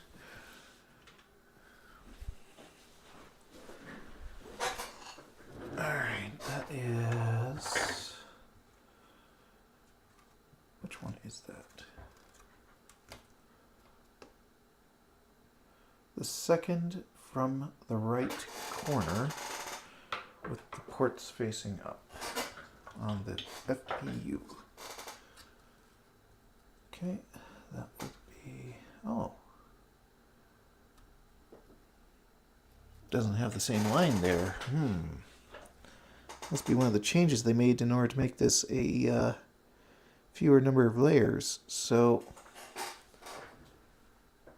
might have to refer back to the matrix and see where that guy goes to, because yeah, I won't be able to tell from here.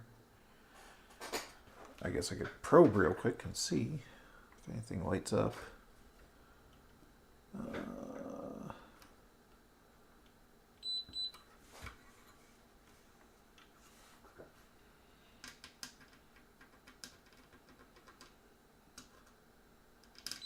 Oh, resistor pack. Which resistor pack? Really? Or is that just because it's bridged? Let's see. I hit my stuff apparently. Need to see what I'm doing. Like, okay. That bridge. Do we still have that? Resistor pack.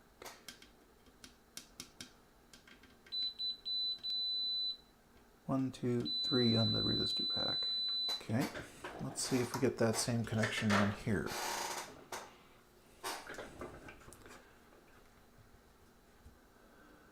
So, that guy there. One, two, three. Yes, we do. So it's not a break there. Not there.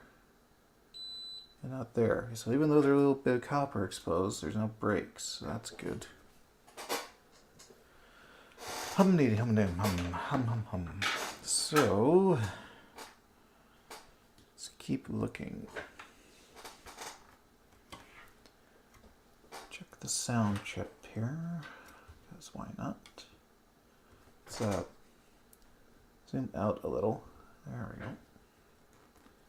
Try and refocus a bit if I can. There we go. Okay.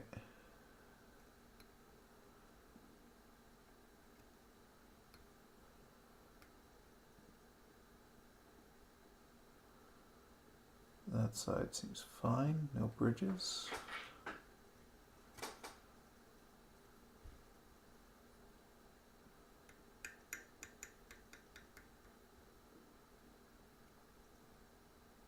And there's a lot of flux on this board. I could always give it a cleaning and then try it again tomorrow. But I suspect I've just missed something silly.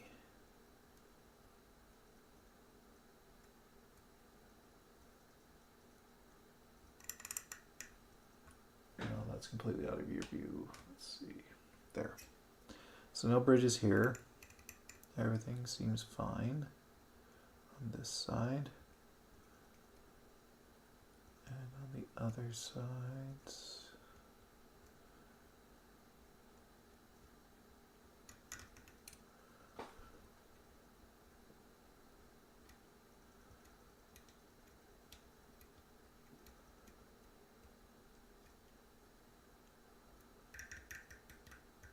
Definitely seems to all be connected.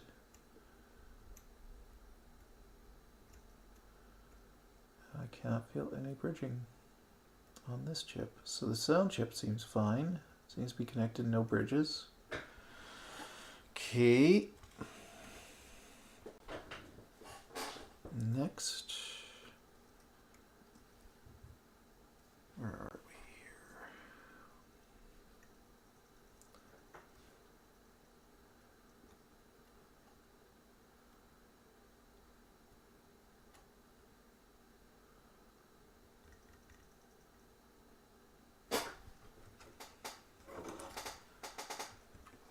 Alright, that side's fine.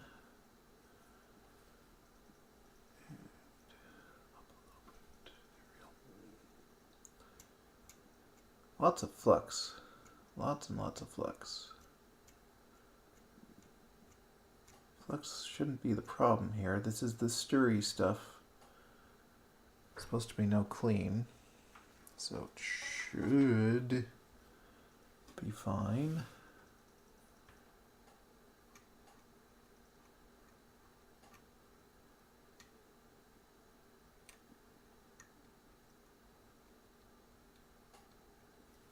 Also, it seems connected. On the wrong chip. I'm on the wrong chip.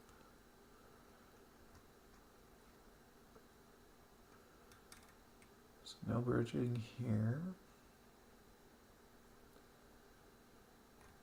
They're all connected. You guys can't see anything, which is weird because I am. This is the center, and yet it's acting like it's not. So, let's see. Better.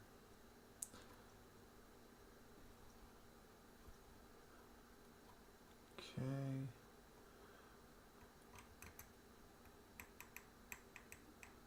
All those seem connected, no bridging.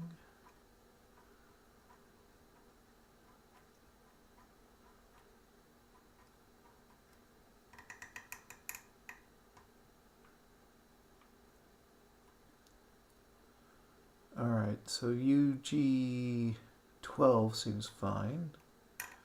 Seems connected, no bridging. Try the SCSI chip. Let's see.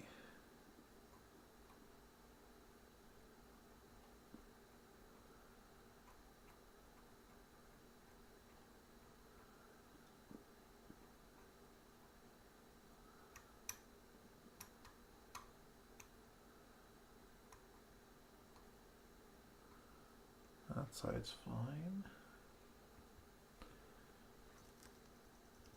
Okay. Make sure that is definitely connected. That is definitely connected.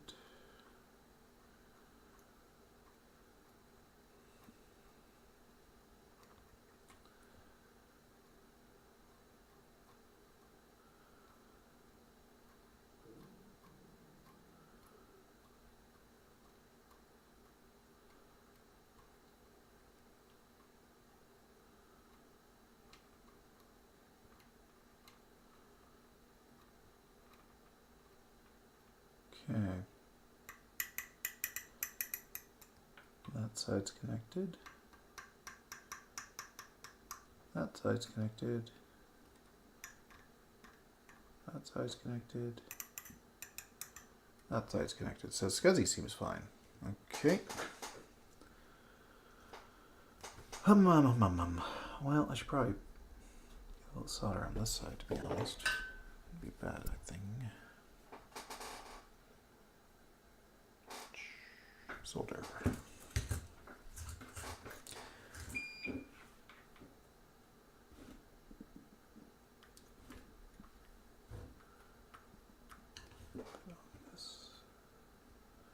Now this shouldn't matter too much, but might as well. Okay.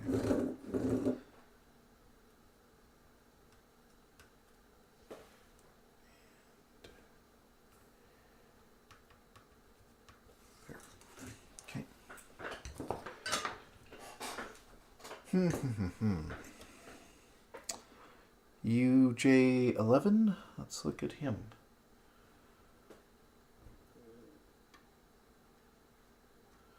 I mean, if there's a problem, I would expect it to be one of these guys. Even though I've inspected them before and they seem to be fine.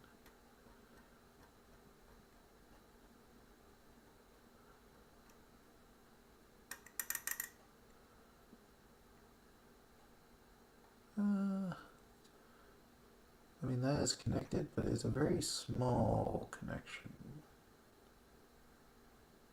A little concerned about that one. I might reflow that real quick, actually.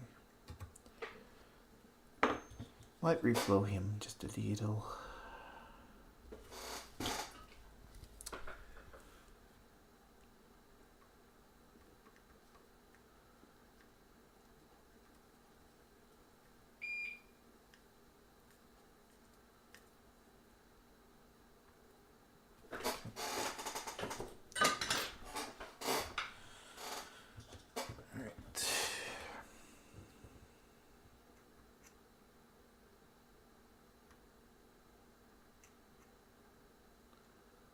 That feels a little more solid.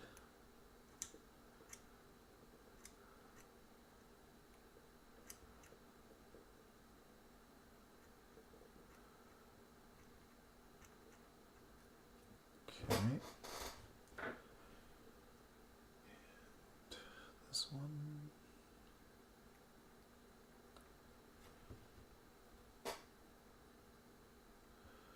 We'll eventually have to call it a day here and go make some supper, but got a little bit longer.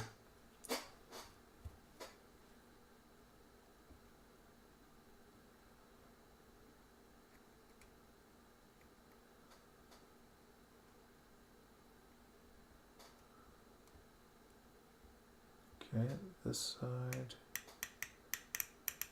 Everything seems connected. Okay. Do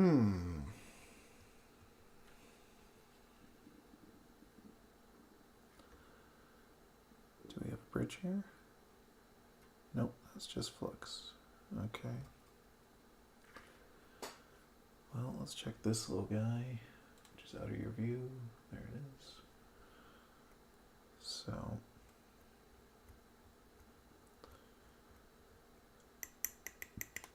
Nope.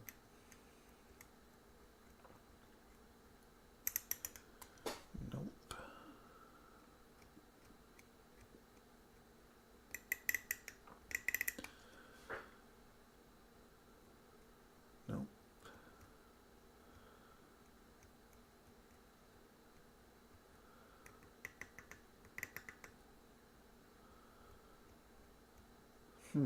No, no problems there.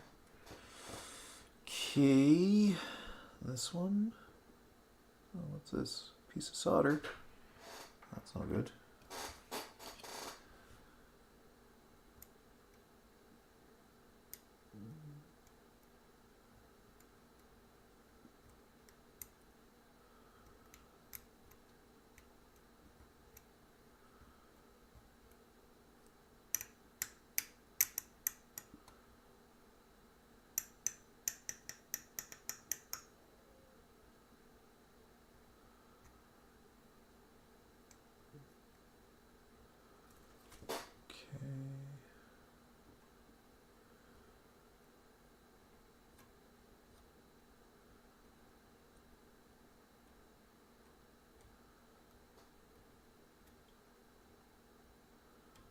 Again, lots of flux, but no bridges. Everything seems good.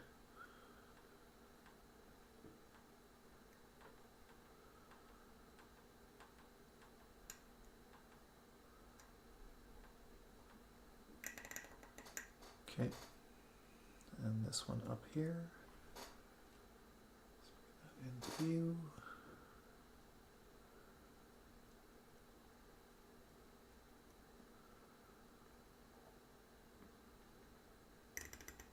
No problems there.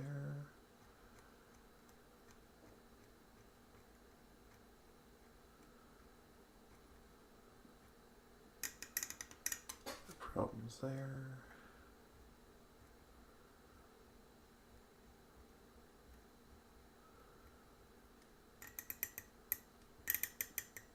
No problems there.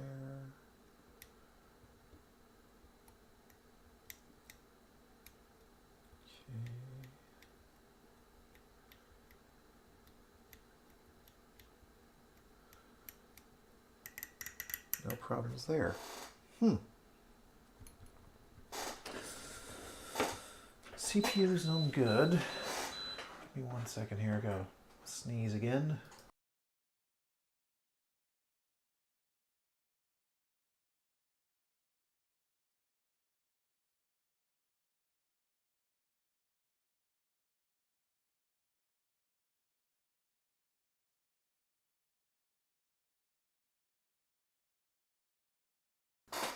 Alright, sorry about that. Alright, let's see. So, let's think about this. Clock. For clock, we need ground. Do I have a good grounding spot I could use? Well, yes, we should.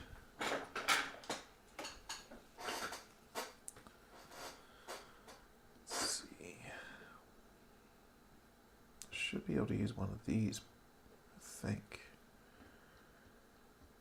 One of these should go to ground. Oh, you just turned yourself off. That doesn't help. Let's see.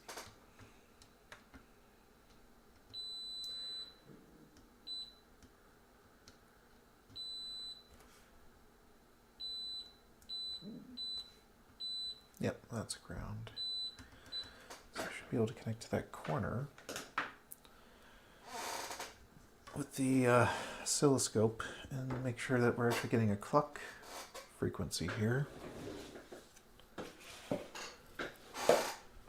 That is one thing I'm concerned about, is that we don't have a clock.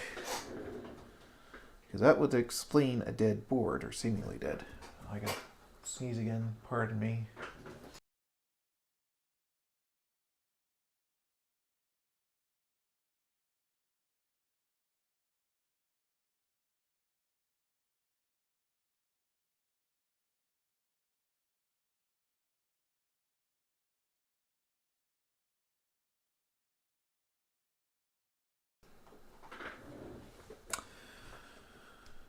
Everything is pushed in.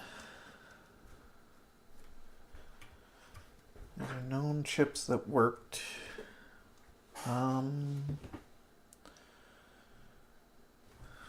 we change anything else? Let's just do a quick perusal of the board one more time.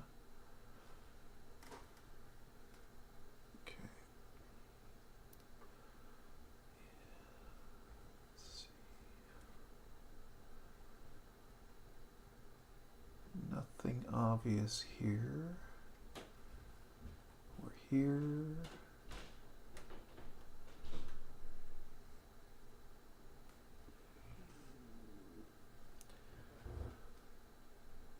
I have to check on the back side too.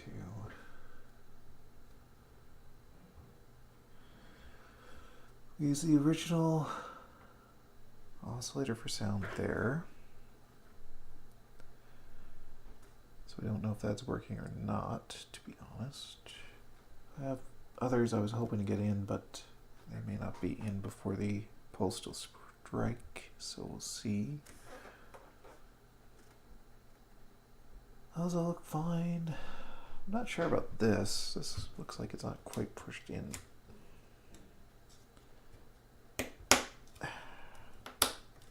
Yeah.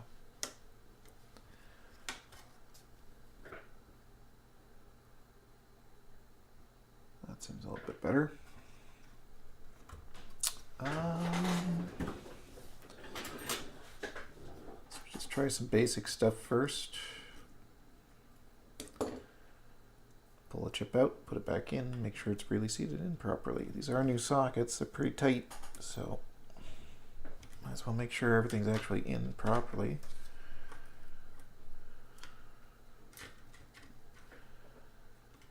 Okay.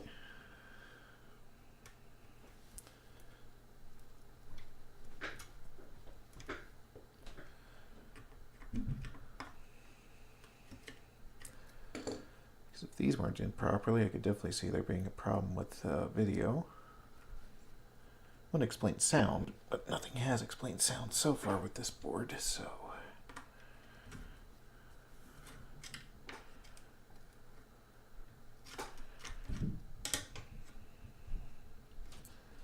Hair. Bent leg. Let's fix that.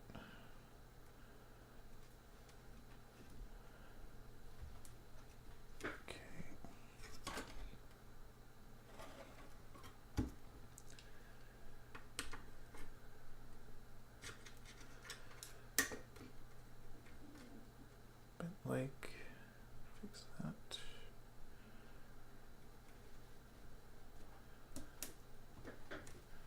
Alright, those are all in. CPU appears to be in. I could always reseat that if I have to, but let's do the video realm. That will explain video 2.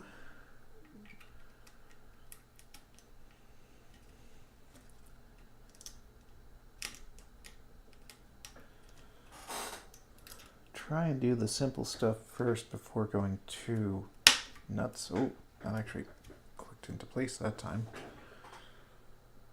Okay. Every leg is in on every chip. Okay. Just for the heck of it, give it a quick bath. There is some of this flux. I mean, there is a lot of flux on here. So, while it shouldn't impact things, let's just give it a clean and see if it makes any difference. I do have a tub here. We could actually fill a tub with some isopropyl and give it a quick bath. Submerged.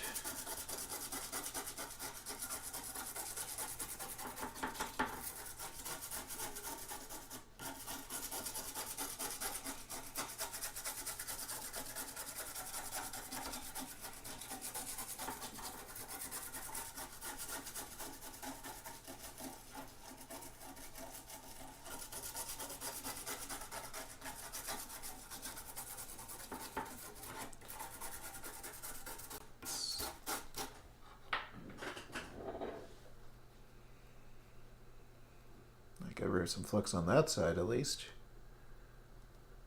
Okay, let's see. Get rid of some on this side, I guess.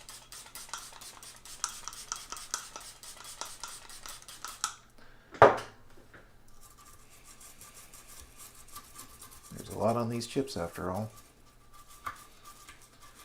Oh, you guys, nice little scrub.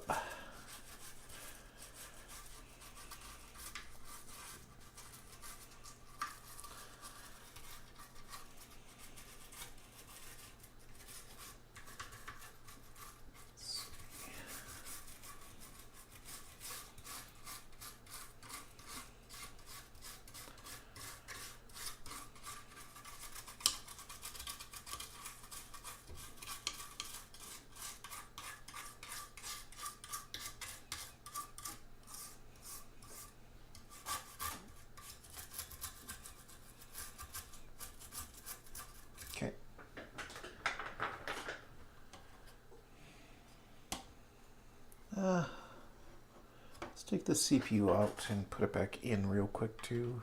It's about the only thing I haven't taken out and put back in now.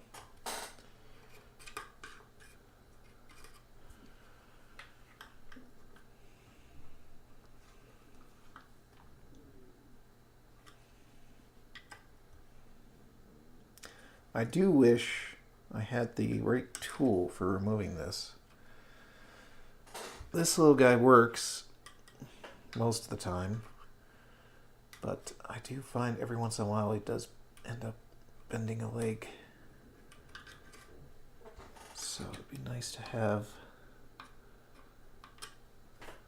a tool that lifts the entire side at the same time.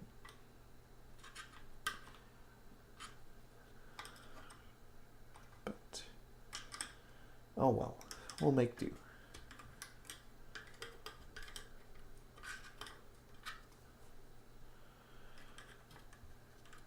Make sure we didn't bend any legs. So we got our chip. Actually, that came out really clean this time. I don't see any bent legs, so that's good. That is good. Now, let's make sure we got the right corner here. Should be this way. It's a brand new socket, so I shouldn't have to deoxid it.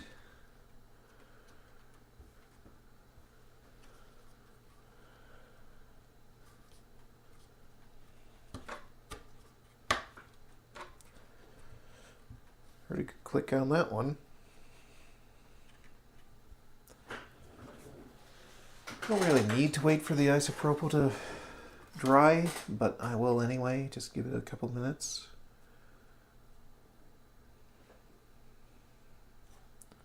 I do feel like some of these chips went in a little bit deeper after I pulled them and pushed them, so hopefully that does help.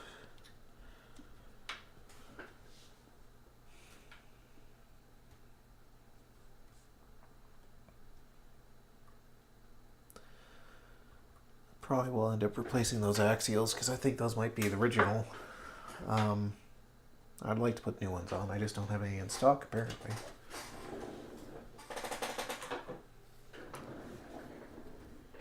Okay, is there anything else I can check while we wait for this to just dry off a bit? We can look on the other side, I suppose. Make sure everything is connected the way it's supposed to be.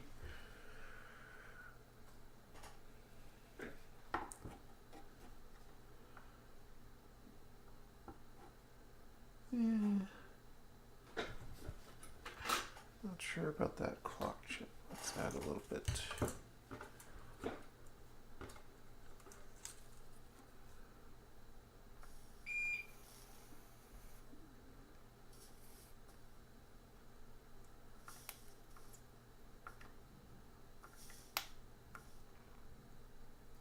Oh, solder ball.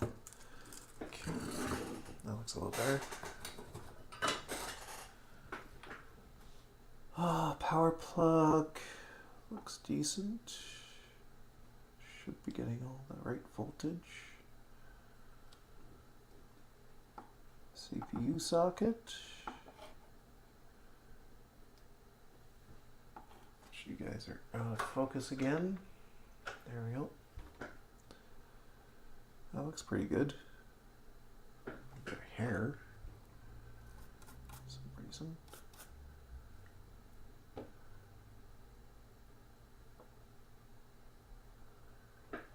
Okay. Video ROM. RAM. Looks pretty good. Okay, ROM.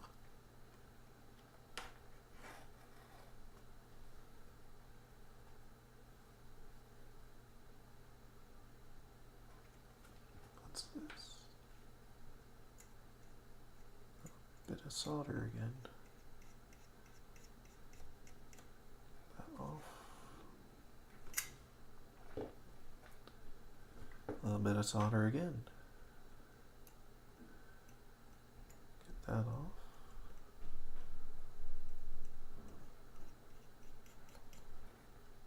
Okay.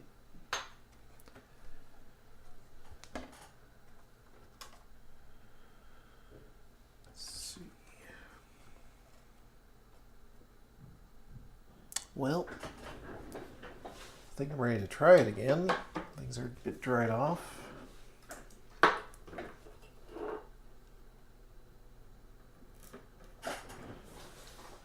Switch your cameras.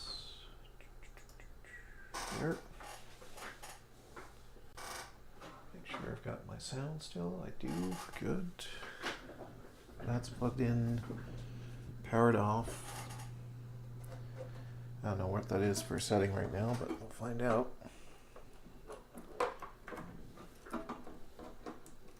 All right. 3, 2, 1.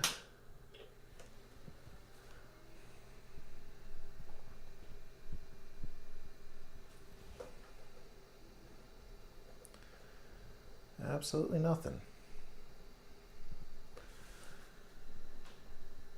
Just a pop on the speaker and nothing else.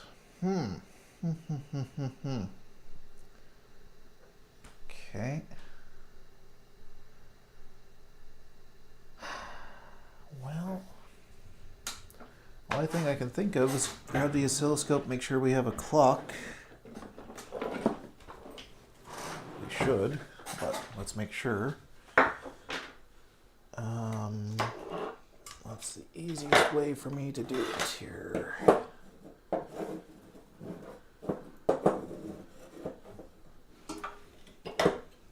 Stand it up like that, I guess.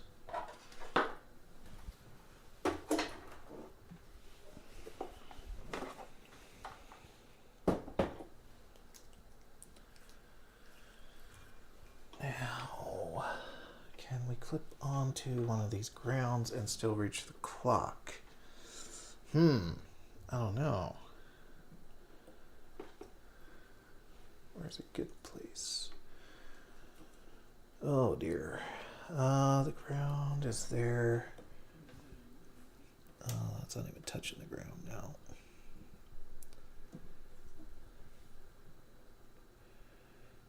There's the pins. Can I reach all the pins? Looks like I should. Okay. Oh, brother. Oh, where my cover went for this. Alright.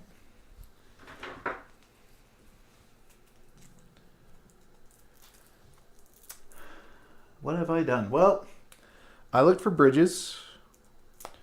I did not find any on the FPU or anything else.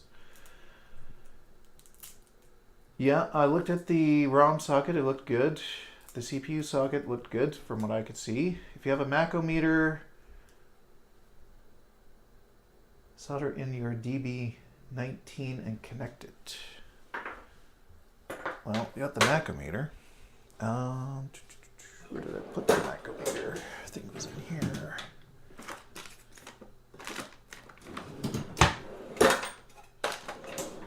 Let's see, where did I put it last?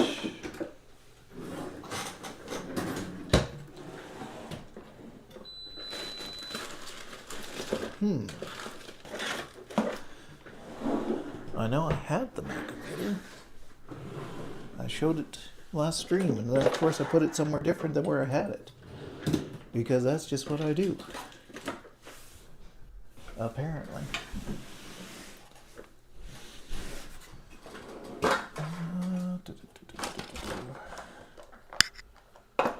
There it is. Okay, we can do the macometer for sure.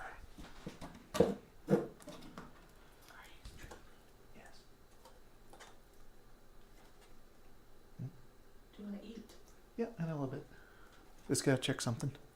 I'll be up soon, hon. You can cut that part out. No, it's live. Oh. Hi, everyone. Sonny says hi.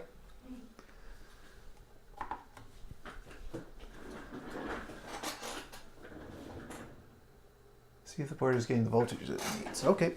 Yeah, it's worth a try.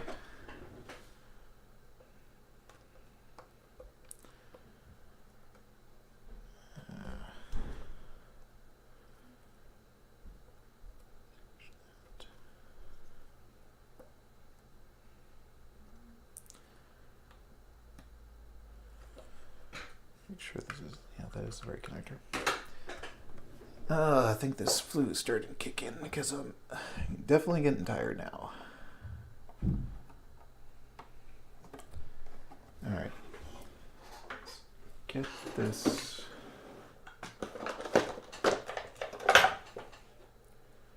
Squeeze in a bit. And then let's get it to go in the board, please, and thank you.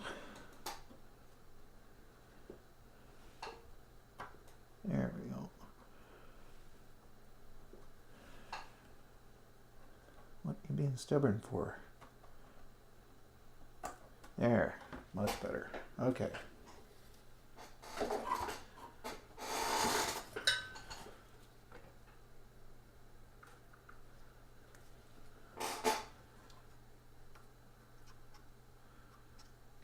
Couple anchors on here. There we go. Okay.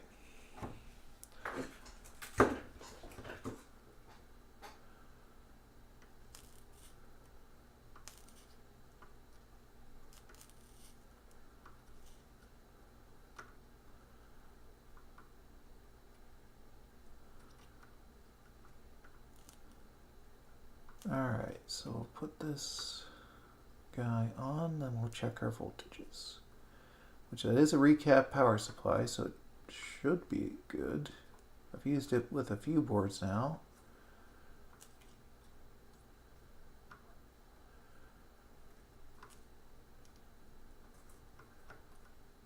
Actually, I have to do a few more of those. I've got a bunch of capacitors for them. I just haven't got around to recapping them yet.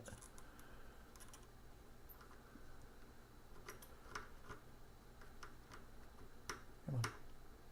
There we go.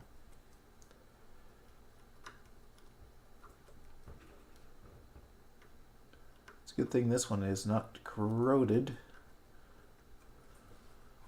So I don't really have to worry about cleaning it up as much as the others.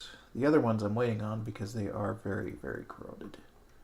So I'd rather clean them up before I put them on here. Okay. Let's move our oscilloscope. Get our macometer connected.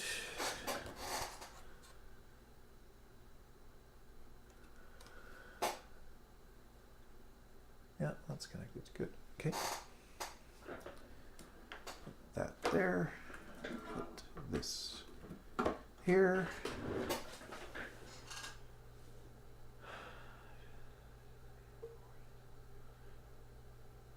Chip's leg loose or bridge you don't see. Yeah, very possibly.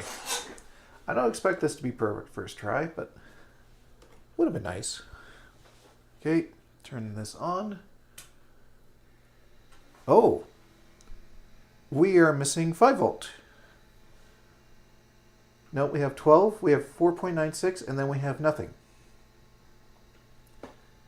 So that's interesting. Why is that? Huh. Reconnect that. Make sure it's not how I connected it. Yeah, we have 12, 5, but no negative 5. Can I show that? Oh, sorry, negative 12. You will see 5 and 12. Okay, so it is good. Okay, I'm used to seeing the blue one light up too. So the voltages are good. Pardon me, I gotta sneeze again. Okay, does not display it on the floppy port. Good to know. 1 second.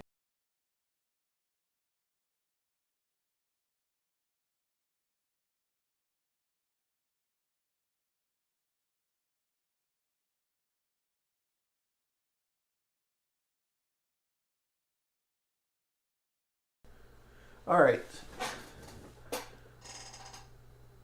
Stop normal ROM. Well, let's see. I've got that here too. This is known working.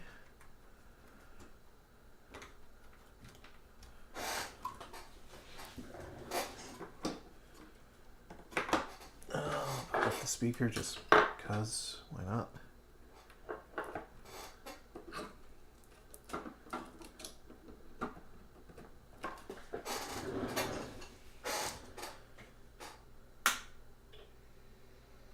just a pop. No difference.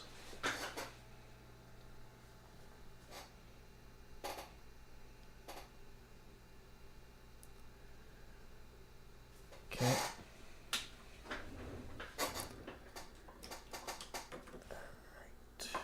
Let's see. And take another perusal here.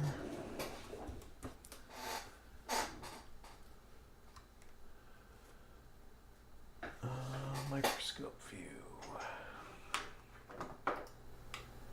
There we go. So I've got the FPU right here. I've been going through with my little pick. I checked these ones that show copper and they appear to be connected.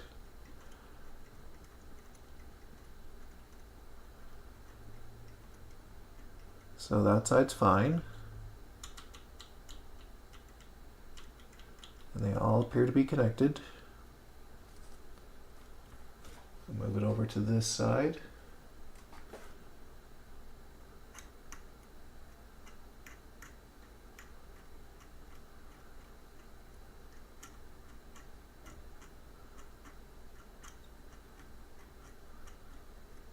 No bridge here.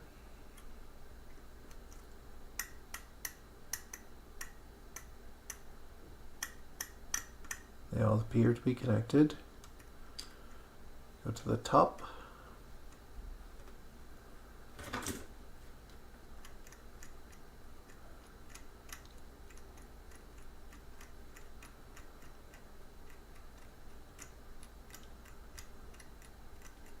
No bridge there.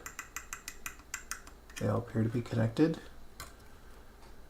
This side.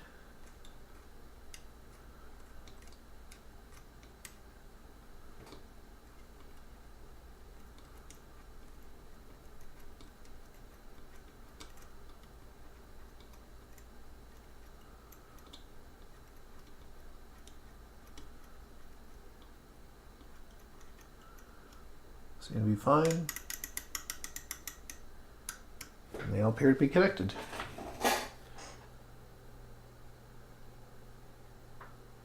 I would suggest is in the stream you've been on 2 hours, rest some when you can check to be sure that all the chips are correct. Orientation and solder is good.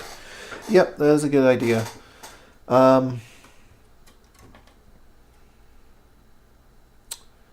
Yeah, I guess that is probably the best thing to do next year.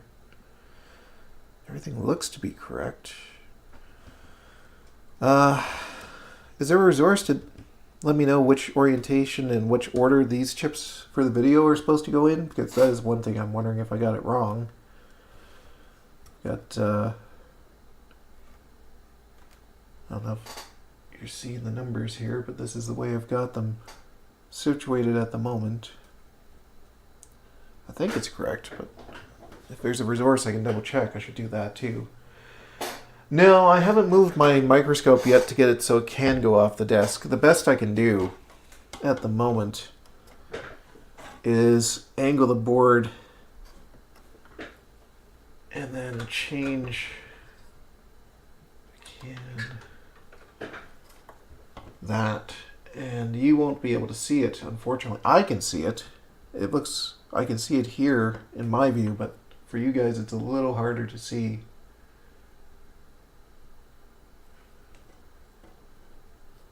Like I went through all the PLCCs and they looked okay to me. I don't see any bridging. I don't feel it with the pick.